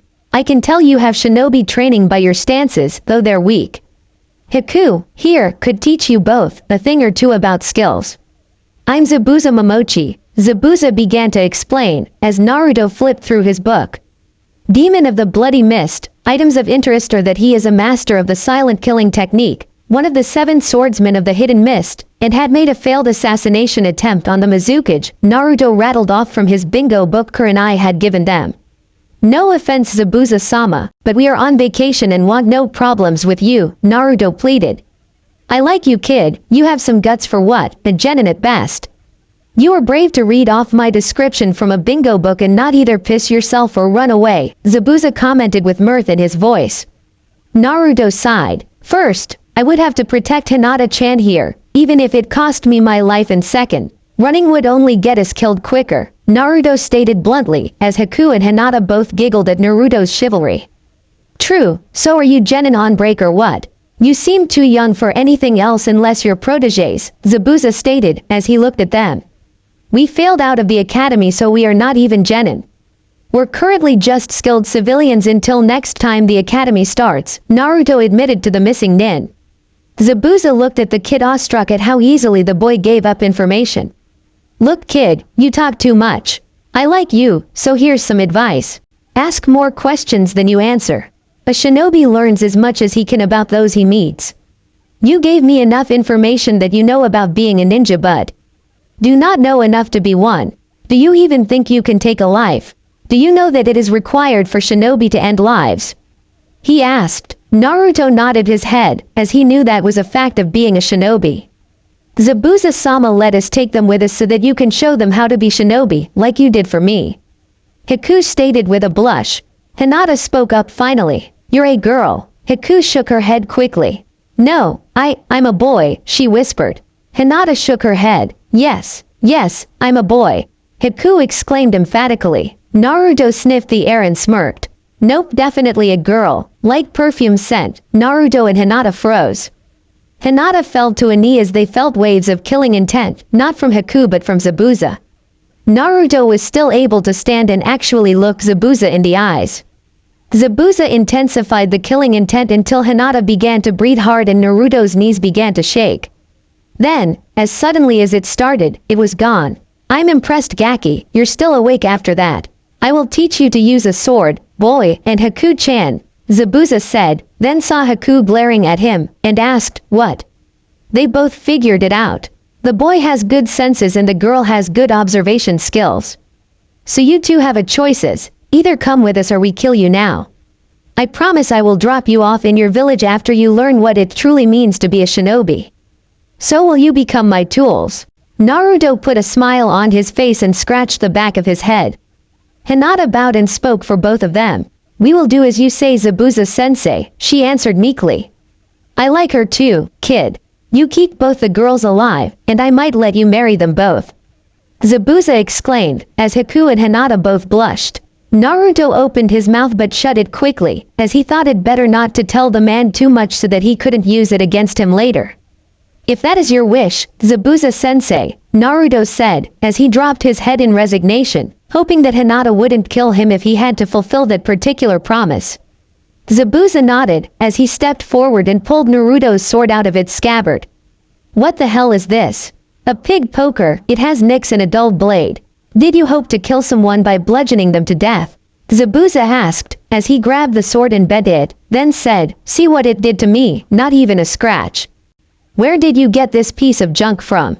Naruto spoke up quickly, not wanting to receive the wrath of his new sensei. It's the best we have from the bandits we have captured, Naruto admitted. Is that the best you have? If so, then we will have to get you a new one, Zabuza said, then noticed a gleam in Naruto's eyes. Okay, out with it, Gaki, you have another one, don't you? Naruto nodded as he pulled out the scroll from his mother and applied both blood and chakra to the seal inside of the scroll. A beautiful handle and sheath appeared in his hand.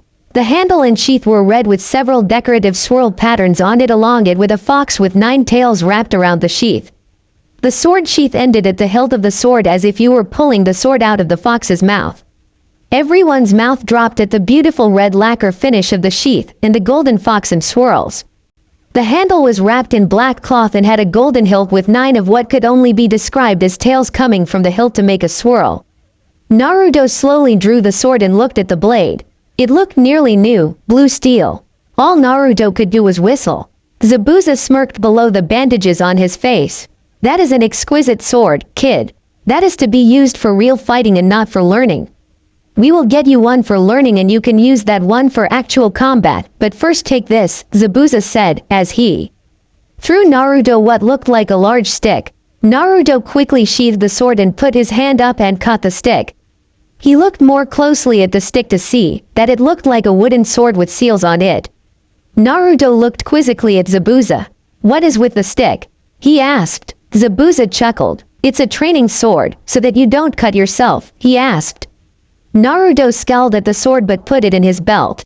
Naruto then sealed his mother's sword back in the scroll, and asked, okay, what do I do now? Zabuza smirked at the question, and answered, push some chakra into the training sword and see what happens. Naruto pushed a little chakra into the sword, only to find it weighed a ton and it pulled his hands to the ground. What the hell? He shouted, as he became very annoyed. Not too good with chakra control, Gaki. Zabuza teased. Naruto shook his head as he stopped the flow of chakra to the sword and it lightened slowly. So it's used to build up my strength? He asked. Good call, Gaki. Now I need names for my new tools, and if anybody asks, Haku is a boy. This way we can keep her safe when I'm not around. I would also tell your girlfriend that she should hide herself from being a girl, as it will attract less attention. We are heading to Wave Country to get some work from the shipping magnate Gato. He has hired us to do a job, Zabuza explained. We are also going to meet up with a couple of guys that will be there soon. I don't trust them, but they are also missing Nin. They are the demon brothers, and I really advise we hide the fact that your girlfriend is a girl or you may have to fight a couple of Chunin over her virtue. Naruto nodded, as he sort of understood. Then we should get some new clothes in the next town. Zabuza nodded as he looked at his 2 new tools. I need to know what to call you, so give me your real names, and, just so you know, I can tell when you're lying, Zabuza threatened. Naruto stood in front of Hinata. Fine, sensei. My name is Naruto Uzumaki, and this is Hinata, soon to be Uzumaki, he answered. Zabuza put his hand on his chin and thought. Naruto is a rare name, but we can live with it unless we run into people from your home village. As for Hinata-chan, we should give her a boy's name, for when we aren't alone, so that she can try to pull the same act as Haku-chan here. Now what do you have as capabilities? Zabuza asked. Naruto looked down as if he didn't want to answer. Come on Naruto-kun, we need to know a baseline so that he can begin your training. What skills and jutsu do you know? We will find out eventually, so it would be easier in the end, Naruto-kun. Release, Haku said, as Hinata's eyes reverted to their natural lavender color. Look what we have here, a Hyuga, are you a main or a branch member? She has a bloodline like you Haku-chan, though yours deals with ice and hers is a dojutsu, Zabuza explained to Haku as Hinata removed her headband revealing her seal. Zabuza sighed in pity, and said, a branch member, that's fine, but we should also work with you on ninjutsu so you can hide the fact that you're a Hyuga. Naruto sighed, I don't want to betray the Iruka-sensei or Kurenai-sensei. I'm not asking you to give me your jutsu. Just tell me what you know, so that I can see what you lack and we can work on it, Zabuza proclaimed. Naruto sighed, I know transformation, substitution, eagle eye, shadow clone shuriken, and shadow clone jutsu, he replied. Zabuza and Haku were shocked that this boy knew several forbidden jutsu from Konoha. Zabuza turned to Hinata and raised an eyebrow. Well, he would have if he had one. Hinata sighed, as she didn't want to see Naruto hurt and was happy that Naruto was willing to defend her. I know the basics. For Juken, transformation, switch, eagle eye, shadow clone shuriken, standard and shadow clone jutsus, she explained. Zabuza sighed, okay, how many effective shadow clones can each of you pull off? Naruto-kun can make hundreds, as he has nearly Junin chakra capacity, if not higher, but I, on the other hand, can't make any and still be effective. Naruto-kun has a high chakra capacity, thus he has very low chakra control, Hinata admitted sadly as she hugged Naruto. Well, you're in luck, Gaki. Haku-chan here will work you to the bone on chakra control. I'm sure the girls have great chakra control, so we should get you up to speed and get you leaning chakra control. First, push some chakra into these pieces of paper and don't ask questions until you do as I say, Zabuza ordered, as he pulled 2 sheets of paper from his pouch from behind his back. Naruto and Hinata both took one piece and did as they were told. Naruto's split in half while Hinata's became wet and soaked with water. Good. Naruto, you have wind element in prominence, while Hinata here has water. Haku-chan here had both of those in even amounts, so she can use ice. Now we need to teach you both how to harness jutsu of your element, and others. We will teach both of you water jutsu. Naruto, you will have to push more chakra into a water jutsu for it to work correctly. You're just lucky you aren't a fire element, or it would take around 4 times as much chakra to do a water jutsu. I think Haku-chan might have a wind jutsu or 2, Zabuza stated as Haku nodded. First we put weights in your packs so that we increase your strength. And this is where the fun starts, Zabuza stated with a diabolical laugh. 2 months later in a tree house in Wave. Ah, come on sensei, we all know he is going to betray us, Naruto whined. Shut it, kid. Gato is the only ticket in town, Guzu explained to Naruto. Naruto huffed and looked him straight in the eye. And what will we do when he betrays us, which all 3 of us stupid brats keep on telling you? Please sensei, he will use us and then turn us over to the Mizukage, or we will die another way. Let's just wash our hands of him or free the people. Naruto pleaded. What do you say if, nah, Gato will be arriving soon, Zabuza stated. A short rotund man walked into the tree home with 2 samurai. Look at the great demon of the mist sitting here, while I pay him to kill the bridge builder. He just left a few days ago, I am sure he is going to get some help. Also, why you keep the kids, they appear useless. Gato asked. They are my tools and advise me, along with making sure that the job gets done. As for paying me, you have yet to give me 1 BU in payment for the last 3 jobs, let alone killing the bridge builder. I'm getting impatient at waiting for at least some of the payment, Zabuza proclaimed. I want your word that you will kill him, Gato demanded. Zabuza looked at the man. Barring any screw-ups, he is a dead man. So why are you strangling this country? Zabuza asked. I can, so why the sudden interest? You're just the hired help and couldn't understand what it means to rule people, Gato retorted defensively. Naruto perked at this, as he continued to work on pushing chakra into a glass of water. Hinata and Haku both looked at Naruto and nodded. Look at the brats just looking stupidly at a glass of water, one of the samurai commented as Naruto shook his head and grinned. A good shinobi hides his true strength until it is truly needed, Naruto whispered as both girls just nodded agreement. Shut it, scum, he already has a problem with concentration, unless you want me to kill you now, Zabuza threatened. I want that man dead, as he's building a bridge that will destroy my plans. Now get to it, Gato threatened, as he summoned his thugs to him and left the house. Demon brothers, go get Tazuna now, Zabuza said, as he heard several thuds in the door. Water style. Water needle jutsu, Naruto proclaimed, as Zabuza saw water-shaped Senbon slowly fall into a puddle at the door. He also noticed the holes dug into the door. So you finally got that jutsu. Can you do hidden mist any better yet? Zabuza asked. Yes, but I need either high humidity or a lot of water around the area. While Haku and I have continued to work hard on my chakra control, it still is pretty pathetic, Naruto admitted. The demon brothers left the house and headed for the trail of Tazuna. I believe that Naruto-kun is correct, the man is going to betray us, Haku admitted. Naruto smiled, but also cleared his throat. Zabuza-sama, Naruto stated, as Zabuza turned his attention to Naruto. You have said that you hate the Mizukage for what he has done to the water country and to the village, Zabuza nodded at Naruto proclamation. Naruto then continued, well, would you allow something like what Gato is doing here to happen in the water village, if you were Mizukage? Zabuza pondered his options, as Naruto had proven time and time again that he wasn't an idiot just untrained. Time and time again Naruto had shown that being an unfeeling tool was not as good as a driven and focused shinobi. He also knew that Haku was beginning to develop feelings for the Gaki and he wanted to make sure that it would not conflict with the ultimate goal of making him Mizukage. No, I wouldn't, it wouldn't be beneficial to the village or the people to do what he is doing. Naruto smirked and Zabuza knew he would be in for trouble. Well then, you say you need financial backing to take the role of Mizukage. Why not rid the earth of the scum of Gato and take his business and then use it to benefit your rise to becoming the next Mizukage? Naruto asked with a chuckle. You would have me go against an employer? Zabuza queried, as Naruto nodded. Why? Naruto sighed. I may not be as smart as either of them, Naruto said, as he pointed at Haku and Hinata. But, I do know what's right, and what a cage should do. If you take an evil client and know he will betray you, I see no problem with eliminating the client and taking what he has to benefit the rest.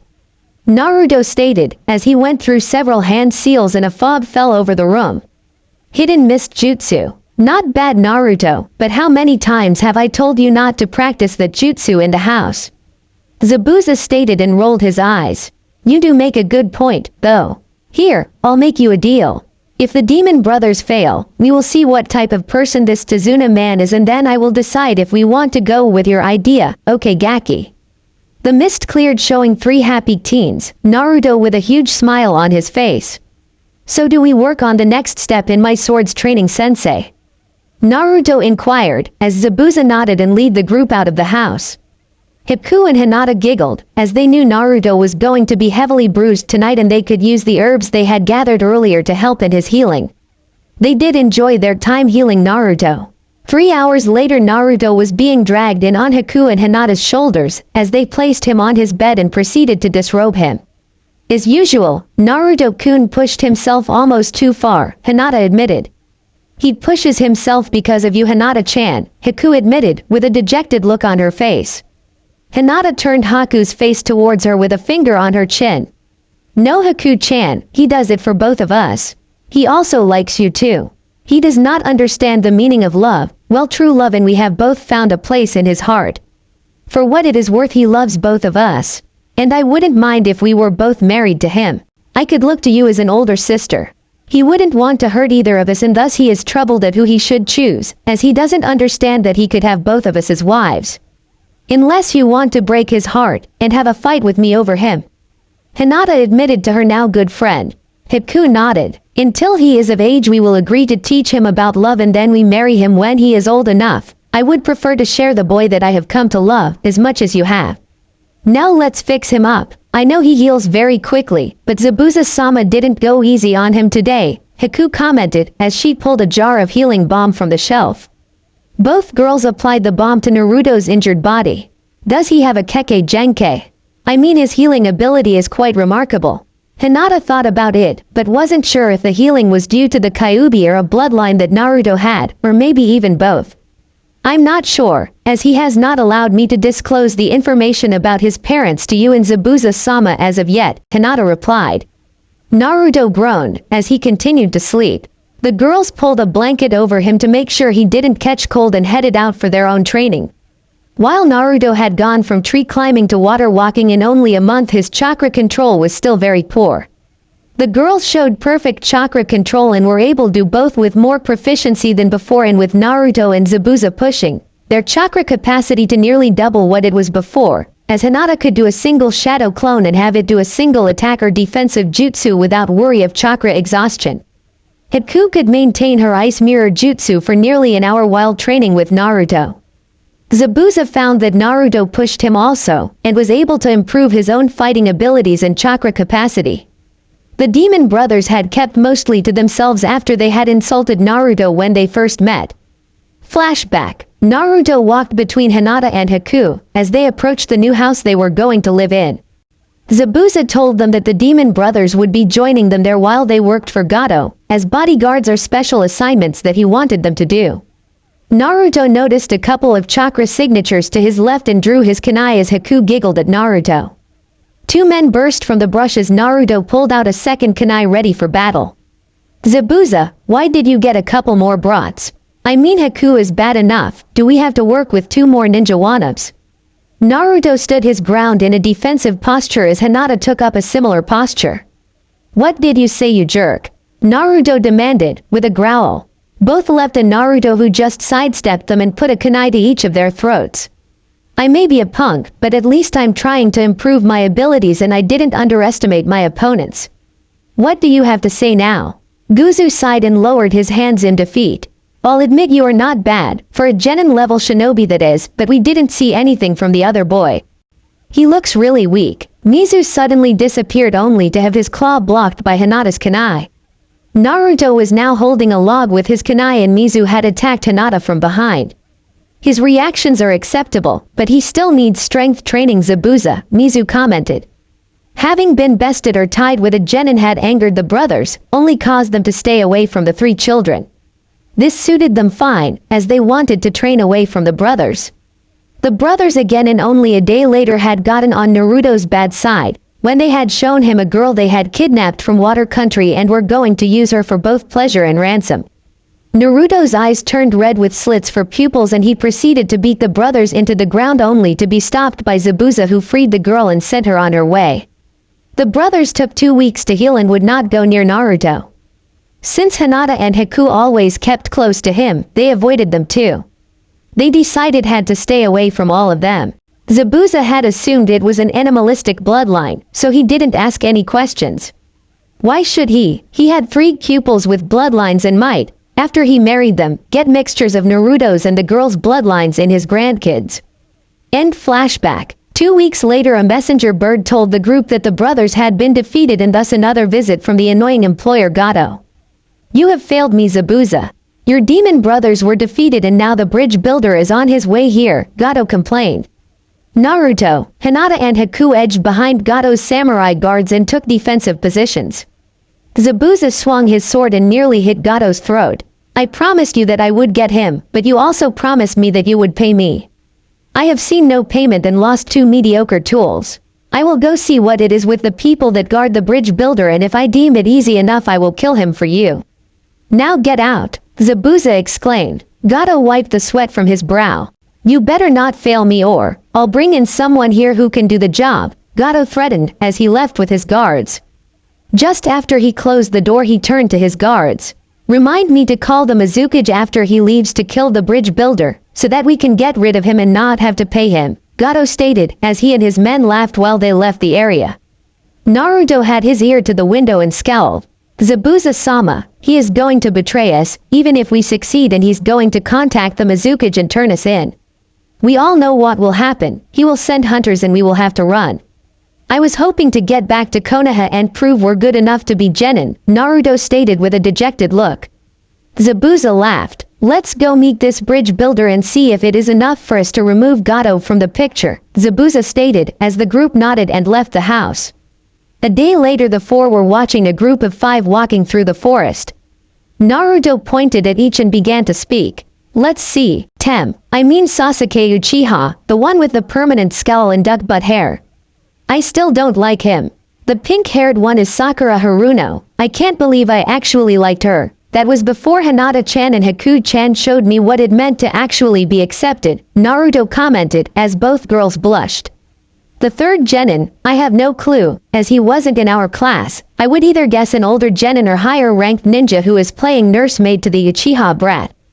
Haku and Hinata both giggled at Naruto's derogatory explanation. The silver-haired guy, I have no clue, sorry sensei. Zabuza handed Naruto a book and opened it to a particular page. Girls disappear and Naruto, you read this out loud to get their attention. You can also tease your former classmates if you like, Zabuza stated with a bit of mirth in his voice. Naruto cleared his throat loud enough for the 5 to turn towards him. Kakashi Hatake, also known as the copycat ninja or Sharingan Kakashi. Known for being former Anbu with Konoha no Sato, and I'm guessing you would happen to be their current sensei. Sasuke Uchiha of the Uchiha clan, the only person in his clan to survive a massacre of his clan by his brother Itachi. He is also known for his distaste of girls and emotional instability. Oh, and I forgot his superior attitude. Sakura Haruno, best in class in book knowledge but her practical skills were basically nil. Last member of your team is a mystery. Finally you, sir, must be the man the Gato Tem fears so much, Naruto proclaimed loudly. The group looked up at Naruto who sat on the branch reading the book that Zabuza had handed him in plain view. It took a minute for it to register with Sakura that this might be Naruto. He wore black shinobi pants along with an orange, white and black, tiger-striped shirt, with a sword slung over his back. He also wore extra weapons pouches on each leg, and 2 wooden handles sticking out each side of his lower back.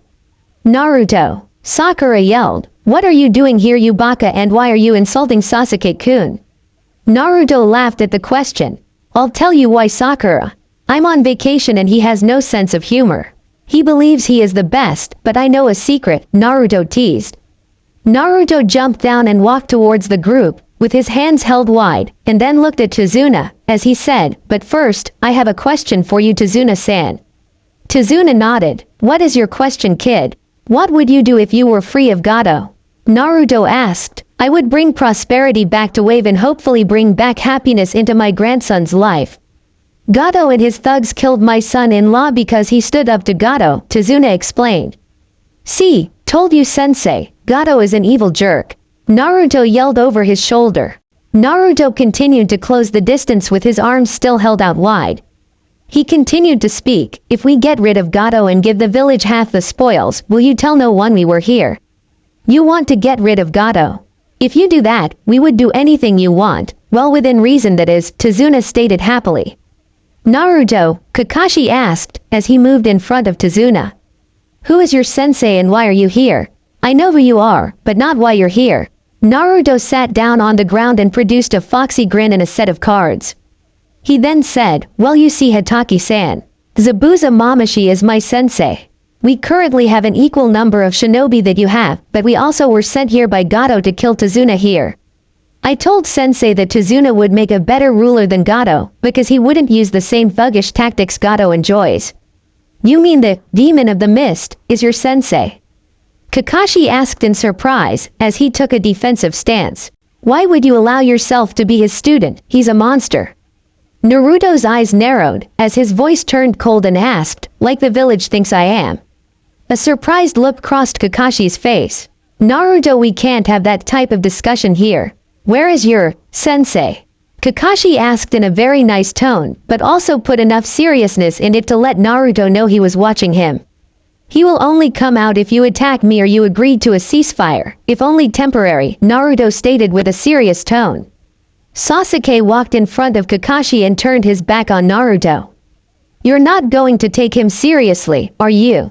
He was the dead last in class, while I was Rookie of the Year, Sasuke proclaimed, as Sakura clasped her hands and had hearts in her eyes. You're also dickless, the third member of the team stated without emotion. I like him, Naruto commented happily, as everyone jumped at seeing Naruto standing just behind Sasuke. Also never turn your back on a possible enemy. That is the last advice I will give you, at least for the moment, Naruto stated with a smile. You doby. Sasuke turned and threw a punch at Naruto, who just twisted and avoided the punch. Sasuke got angrier and continued to throw wild punches. Stand still doby and let me hit you. Naruto continued to dodge. I wouldn't want you to get in trouble for striking a civilian. Being a shinobi, it is a crime, unless I present a danger, Naruto pointed out, in a near sarcastic voice. Me being here and having stated peaceful intentions is more than enough to get you in big trouble. I also know the Hokage and he's still in trouble with me, Naruto proclaimed as he continued his dodging. Sasuke, stop it, he is playing with you. He is also right, he has made no aggressive moves, as of yet, and I don't want Zabuza to kill you for attacking him, or worse for Naruto to kill you in self-defense, Kakashi warned. Good advice, as we gave you all the cards and you keep screwing it up. Tazuna-san, you might live if you call off your dogs before I have to kill them, Zabuza stated as he walked out from the woods. Tazuna nodded and looked at Sasuke. He then said, please Sasuke-san, stop attacking that kid. They are offering to help me. Sasuke stopped more from fatigue than from wanting to stop. What are you doing here, Dobi? Naruto grinned. Like I said, I'm offering to help Tazuna-san with his problems, as we know that Gato is going to betray us. Now back to Kakashi-san's question. Zabuza-sama gave us a choice, either join him or die. I kind of like living and it couldn't be worse than how I was treated in the village. I even got some training out of the deal, Naruto explained happily. So she is here too? Kakashi asked, as Naruto nodded to behind the group. The group turned to see a girl with medium short hair wearing male clothes, white eyes, and a boy in a mist hunter mask standing next to her. Yes, Hataki-san, we are both here, Hinata exclaimed from her perch high on a tree. Ahayuga, Hinata, Sakura stated, as she looked closely at her. So the loser couple are here. I would watch your tongue, Haruno Ikike, bitch, as we're not shinobi, but have been trained by one, the Junin, no less.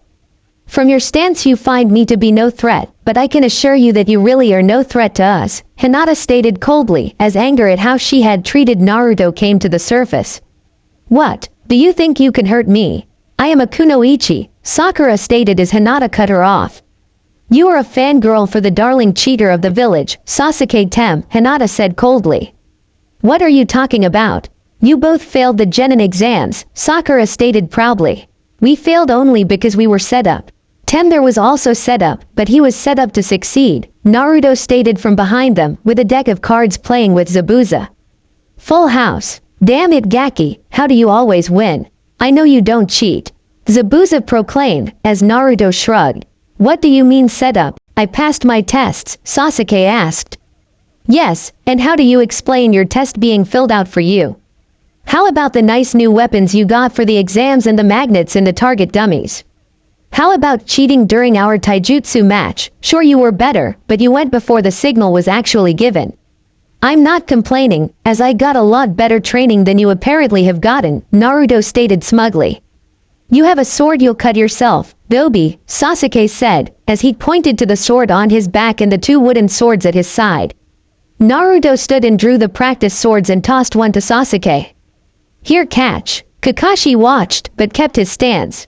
What is this, Dobi? Sasuke asked. A wooden practice sword, you idiot, so I don't kill the village's precious Uchiha. Now if you know your stuff, let's go, and I promise won't hit me, Naruto proclaimed. Sasuke grinned. Right, now I can wipe that smug smile off your face, he replied arrogantly. Naruto frowned. That was supposed to be my line, Naruto whined. Oh, by the way, you're holding it wrong. Now look what I've done, giving him more advice, he said in a dejected tone, as Hinata and Haku giggled at Naruto.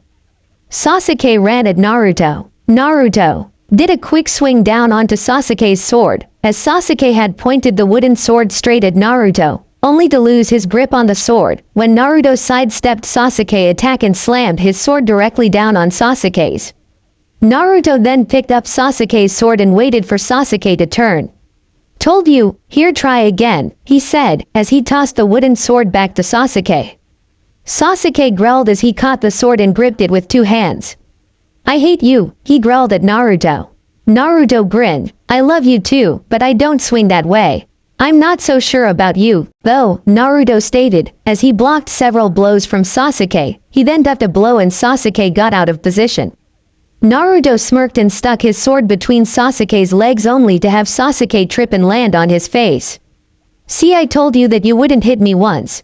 You can keep that sword if you like, but don't hurt yourself, he said in a teasing tone.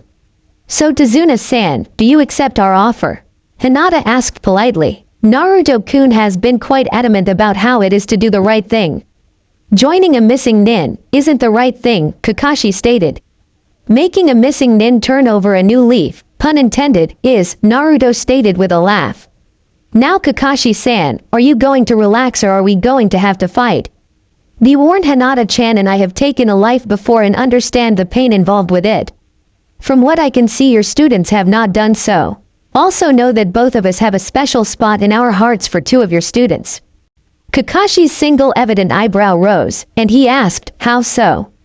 Naruto pointed to Sasuke. Pretty boy here has been the bane of my existence. He was showered with gifts by the village while I, the pariah, by nothing had ever done.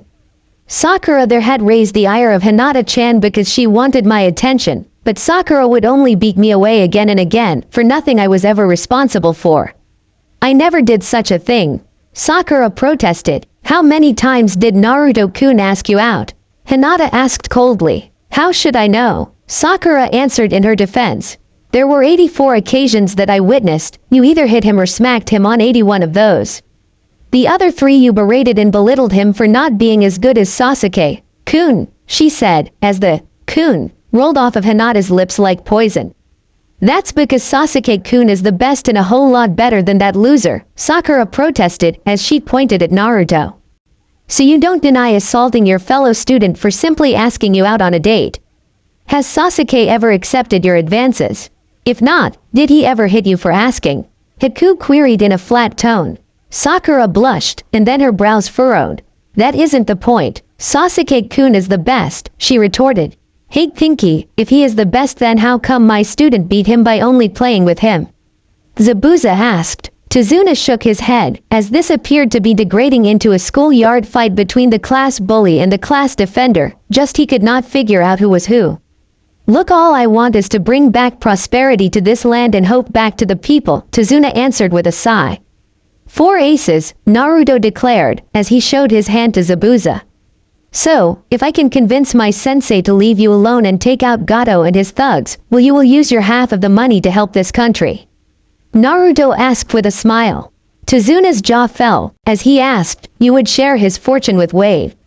Naruto nodded. Why? Naruto smiled at Tazuna and then scowled at the Konoha shinobi.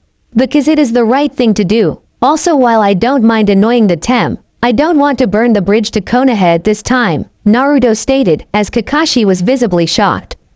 Also, Kakashi-san, could you send for Kurenai-sensei? We have some business to discuss with her. What would that be, Naruto?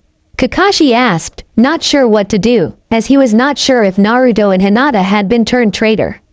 While we are civilians, well-trained ones at that, we are still civilians. The Hokage has annoyed me and I only trust a few people in Konoha right now. Kurenai-sensei is one of them, Naruto explained. Kakashi nodded, as he presented his hand to move the group towards its destination. Shall we go and discuss this on the trip to Tazuna's house? He asked. Naruto shook his head. Nope, we have some work to do first. We will meet you in a few days, if not sooner. We will present a gift to you, Tazuna-san, and if we find you have misused this gift, we will kill you, Naruto stated, as he collected the cards and jumped quickly away. He then vanished before their eyes. How did he beat me? Sasuke asked. No one in particular. You rushed into a fight you didn't need to engage in, for starters. Just because you're an Uchiha doesn't mean there aren't people who are stronger than you. You are still a Genin, by the way, Kakashi stated. But Kakashi-sensei, how did Naruto become so strong in only a few months? He was dead last in the academy and failed the exams, Sakura queried. Either he hid his abilities, or he was held back by someone. Also, there are those who excel when pushed hard and are willing to learn. I hate to admit it, but hard work can sometimes overcome natural talent if those with natural talent become complacent, Kakashi answered so that everyone could hear. Sasuke gritted his teeth at the comment. So are you saying I've been complacent? Sasuke growled through his teeth. Kakashi shrugged. Not necessarily. Naruto might just have found a teacher in Zabuza that he needed to excel. I'm only worried at what he has taught him, he said in a worried tone. Why is that, Kakashi-sensei? Sakura asked. Because Naruto is a special individual in our village. He has a larger chakra capacity than all my students combined, Kakashi stated bluntly. Is his ego larger than Dickless, here? Sai asked. Sakura threw a punch at Sai. Shut up, Sai. Sasuke-kun is the best. Apparently not. He was beaten by in both yours and his words, and I quote, the dead last of our class, Sai commented without emotion as he continued to evade Sakura's punches. Also, are you sure you're a girl? You're too aggressive and have no chest. Sai's comment caused Sakura to rage even worse, and all Kakashi could do is sigh. The team quietly approached Gato's stronghold. Senbon appeared in Haku's hand, as the guards fell quickly at the front gate. I have disabled all the guards, Zabuza-sama. Zabuza appeared above one of the downed guards and pulled his kunai across the man's throat. You are still too compassionate, Haku. Naruto, take care of the other two while I kill this one, Zabuza ordered as Naruto dispatched the other two thugs. They dumped their bodies into the dry moat. The group quietly moved through the building and killed off all the thugs as they passed them. The building was becoming quieter and quieter as they passed through the building. They came upon the mess hall and made quick work of the 20 thugs in the room using the hidden mist jutsu along with silent killing techniques. Haku made her first kills in this room. Hinata stayed with her to comfort her while Naruto and Zabuza moved into Gato's office area. 4 guards were stationed outside Gato's office. Naruto appeared in front of the guards with a smile. What do you want, kid? One of the guards asked, as they all pulled their swords out. Naruto scratched the back of his head and laughed as if embarrassed. Well, you see, Zabuza-sama sent me to report to Gato on the mission. So, can I meet with him? He asked. The guards all laughed. Give me the message and I will pass it along to Gato-sama, the guard replied. Naruto shook his head. Nope, can't do that. Zabuza-sama said that I had to deliver it to Gato-tem personally and to kill anyone who didn't let me see him. Also, you're outnumbered, Naruto stated with a smile as he crossed his hands and whispered, Shadow Clone Jutsu. What do you mean? There are 4 of us and only 1 of you. The man suddenly saw 10 puffs of smoke and now there were 11 exact copies of the brat in front of them. Clone Jutsu will not help you here, kid. Naruto grinned wide. They would if they were water or shadow clones, and guess what? They are shadow clones. All of them have my skills and could kill you. So do I get to see Gato, or not? Naruto asked happily. One of the guards stepped forward. I know some things about ninjutsu and there is no way you could know the shadow clones. Jutsu, it is from Konoha and that jutsu is also a secret jutsu specifically from that village, the man explained. 2 of the clones appeared next to the guard and tapped him on the shoulders. Real enough, one of the clones asked. Naruto shrugged. Hey, I make them and they don't always obey. I would advise you let me through now or I will just go over your dead bodies. I have killed before, so what will it be? Naruto asked kindly, as the guards parted and let him through the door. Gato was at his desk with an angry look on his face. What the hell are you guys letting the brat in here for? He asked. He says he has a message from Zabuza, one of the 2 guards that accompanied Naruto said in reply. Okay kid, what is your message? Gato asked with a smirk on his face. Naruto returned the smirk, as he disappeared and reappeared between the guards with their own swords drawn at their throats. I hate this part, Naruto commented, as he pushed the swords into the men's chests, both fell dead. The message was that you were to give over your fortune and then we would let you live. The whole thing, as we know you should be able to rebuild it again, Naruto cocked his head and smiled. So what do you say? Gato smiled, but was sweating. He then said, you know kid, you have balls. You come in here and threaten me. You want my fortune, you couldn't do anything with it. Guards! Gato yelled at the top of his lungs. Zabuza opened the door and peeked in. You call for someone, Gato. Zabuza quipped, as Gato's jaw dropped. You see your men are all dead, even the 2 idiots with mallets. So Gaki, what was his answer? Naruto shook his head. His only answer so far was to call for the guards. I know I got his 4 that were here, and between you and the other 2 I'm sure that they are all dead. So Gato Tem, what will it be? Sign over your fortune, or I could just say, forge your signature, and do it the easy way, Naruto said happily. Gato pulled out some forms and signed them. Here, take it all, just let me live, he pleaded. The money in the vault too? Naruto asked, as he pointed to the big picture on the wall of Gato. Naruto put his hand on his chin, as if to analyze the picture. I'm not sure they got your good side. Wait, to tell the truth, you don't have a good side. Gato grumbled at the jab, as pulled the picture to the side and opened the safe. He then asked, anything else you want? Naruto was sitting at the desk going over the paperwork. Gato shipping is hereby signed over to Tazuna of Wave to become Wave Shipping. Gato's 3 million in saving is hereby signed over also to Tazuna of Wave, and all properties in Wave are also be signed over to Tazuna of Wave. Interesting, oh my, you didn't, tell me you didn't. Naruto asked in a mocking tone, what are you talking about? Gato asked, not sure what document that the boy was reading. Sensei, he called the Mizukage in the day we left. Naruto stated, as he turned the paper towards Gato for him to see and wagged his finger. Too bad, I was going to let you live, Zabuza said, as he appeared behind Gato and deftly removed his head from his body with his sword. So we get it all, or did I kill him too quickly? He may have another million or so hidden elsewhere, but it would take weeks to find it, so not really. Let's get these documents back to Tazuna and get ready to leave. I figure the Hunter Nin will be here in about 3 days. Naruto stated, as he moved to the vault. He quickly sealed the contents. The 4 left the building after setting off some explosives but made sure that it didn't destroy Gato's body. 4 hours later, Kakashi became very alert as he moved defensively to the door only for there to be a knock at it.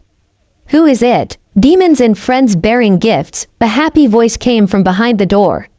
Kakashi began to open the door only to hear Sakura complain, you aren't going to just open the door, are you, sensei? Kakashi looked annoyed at the girl and opened the door to see Naruto with a huge smile, Hinata and Haku attached to each arm, with Zabuza standing behind them. So are you going to invite us in, or do we stay outside? Zabuza quipped. Sasuke scowled. Leave the loser outside, with his band of misfits. I didn't know you swung both ways, Dobi, Sasuke stated, as he noticed both people attached to Naruto's arms. Naruto smiled. At least I swing, you were afraid of what you could get if you tried, Naruto teased, as Sakura blushed at Naruto's implied comment. Like I have time to be chasing girls, but you seem to also chase boys, Sasuke retorted. At least he has a dick, and apparently he has attracted some people who seem to like it, Sai stated. Naruto looked at him quizzically. I'm not sure if I should be offended or proud. You are one strange kid. Now Kakashi-san, can we come in and finish our business with Tazuna-san? Naruto asked, as Kakashi moved out of the way and allowed the 4 entry into the home. Sakura stood, pulled out a kunai and ran at Naruto, only to be intercepted by Hinata, who placed her kunai on Sakura's throat. Kakashi-san, your student is impulsive and was going to attack my Naruto-kun. She will either cease her attack or she will cease existing.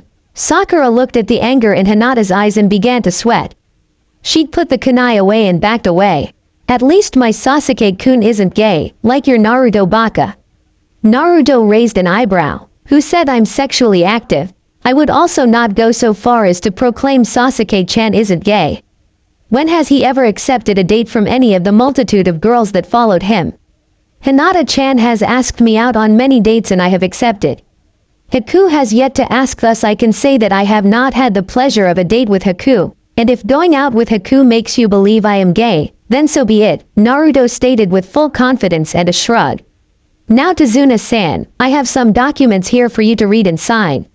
Naruto yelled. Tazuna entered the dining room and sat at the table, as Naruto put a stack of papers in front of Tazuna. Tazuna's eyes went wide as he began to read. You're not serious, are you? Naruto nodded. You're now the title holder to Gato Shipping, now Wave Shipping. You also are the holder of all of the business accounts related to said company. We currently have about 500,000 Ryo, but would like you to hold the 1.5 million in the business for us as shares in the company. Does that meet with your satisfaction? Naruto stated. Geez, that was a mouthful. I bet you didn't even understand what you said, Baka. Sakura ridiculed Naruto. Naruto ignored Sakura much to her annoyance. We need to wrap this up quickly. As Gato turned to Hunter Nin's honest from the Mist Village, Naruto admitted as he turned to Kakashi. So did you get a hold of Kurenai-sensei, Kakashi-san? Kakashi nodded as he looked on, and Tazuna signed the documents. Yes, Naruto, she will meet you on the way to Konoha if you wish to head in that direction. I hear that your building was cleaned at village expense by several Genin teams. Your other problem was also taken care of, for the most part. Naruto smiled at Hinata, who jumped up and down at the news. A clean house would be nice, she proclaimed. So who holds the paperwork, Naruto? Tazuna asked. Naruto smiled. That is the great thing, you do. Oh, and if the water shinobi ask, you don't know, Zabuza-sensei and Gato will no longer be a problem for you. Kakashi gasped and asked, you didn't kill him, did you? Naruto shook his head. No, I didn't. Kakashi sighed in relief. Sensei had the honors, Naruto stated happily, as Sasuke glared at him and Sakura gasped. Naruto smiled and moved to Haku and Hinata. Well, Naruto, Uzumaki's work is done here. We will try to come visit sometime, Tazuna-san. See ya, Cyclops, Tem, Pinky and Ghost, Naruto stated as the group left the house. Sai looked at Kakashi. Why did he refer to me as Ghost? He asked. Sakura sighed and went into explanation mode. Just take a look at your pasty white skin and you can understand where his simple mind came up with such a lame reference. Sai smiled at the response. Several days along the road, Naruto was on watch, as he noticed a woman walking towards them. She was clad in what appeared to be loose bandages, a headband with blue color and dark black hair. Looks like Kurenai-sensei's here. Zabuza-sensei, you need to be on your best behavior or this will not end well, as she's a genjutsu specialist, he ordered. Naruto then raised his head and sniffed the air, and said, she's here. Haku and Zabuza looked around but saw nothing. So, is she a capable shinobi? Zabuza asked. Kurenai began to appear in front of the group on the other side of the fire, beginning with her head, and slowly the rest of her body appeared. I should hope so. Naruto-kun and Hinata-chan both seemed to sense my approach, Kurenai complimented as she nodded to the children. I am Kurenai Yuhi, Junin and Genjutsu specialist to Konoha. Who are you and why are you with my students? Zabuza growled as Haku chuckled. Kurenai-san, we are Zabuza and Haku Momochi. We have been working with Naruto-kun and Hinata-chan for the last couple months and have freed Wave from the clutches of Gato. We are thinking of joining Konoha as shinobi, Haku stated as she stood and bowed. Kurenai smiled and nodded to Haku, but then eyed Zabuza. You are not talking, demon of the mist? She asked in an annoyed voice. Zabuza laughed at the question. He then responded, not really, I promised the Gaki I would be on my best behavior, as he told me you do not suffer perverts and arrogant men lightly. Well, I'm both. So, I thought it would be better to let them do the talking and leave me to watch. Good enough for you, Ms. Yuhi, Zabuza admitted. Kurenai nodded. I suffer perverts to a point, as I know everyone is one to some extent or we would not have children. You understand that if you come with us to Konoha you will have to surrender your weapon and might even face jail time or worse, you could even be sent back to Mist. Kurenai asked in all honesty. Zabuza nodded. I'll do what it takes to make sure my daughter is taken care of. She possesses a Kekkei Genkei for ice and at this point in time is betrothed to Naruto here, along with Hinata-chan, Zabuza stated. He then raised a hand to forestall disagreement. And he had no choice in the matter. She likes him a lot and gets along well with Hinata-chan, so it will not interfere with their lives. He will just have to work twice as hard to keep them both happy, Zabuza commented with a chuckle. Kurenai raised an eyebrow and looked at Naruto. You know I will be keeping an eye on you to make sure you treat them right, do you not, Naruto-kun? She asked, as Naruto wore a dejected look, but nodded. Now I think you might be able to be a Genin team with me, and possibly Zabuza as the Junin sensei. Zabuza sighed. That is nice and all, but we need to get going. I'm sure the hunters will more than likely be following us by now. We really need to get going, Zabuza proclaimed, as the group cleared camp and headed towards Konoha. Kurenai noticed several things. Naruto seemed happy, Hinata seemed more confident and Haku seemed to want to be near both of them. Hope you guys enjoy first part of this story. Do like, share and subscribe.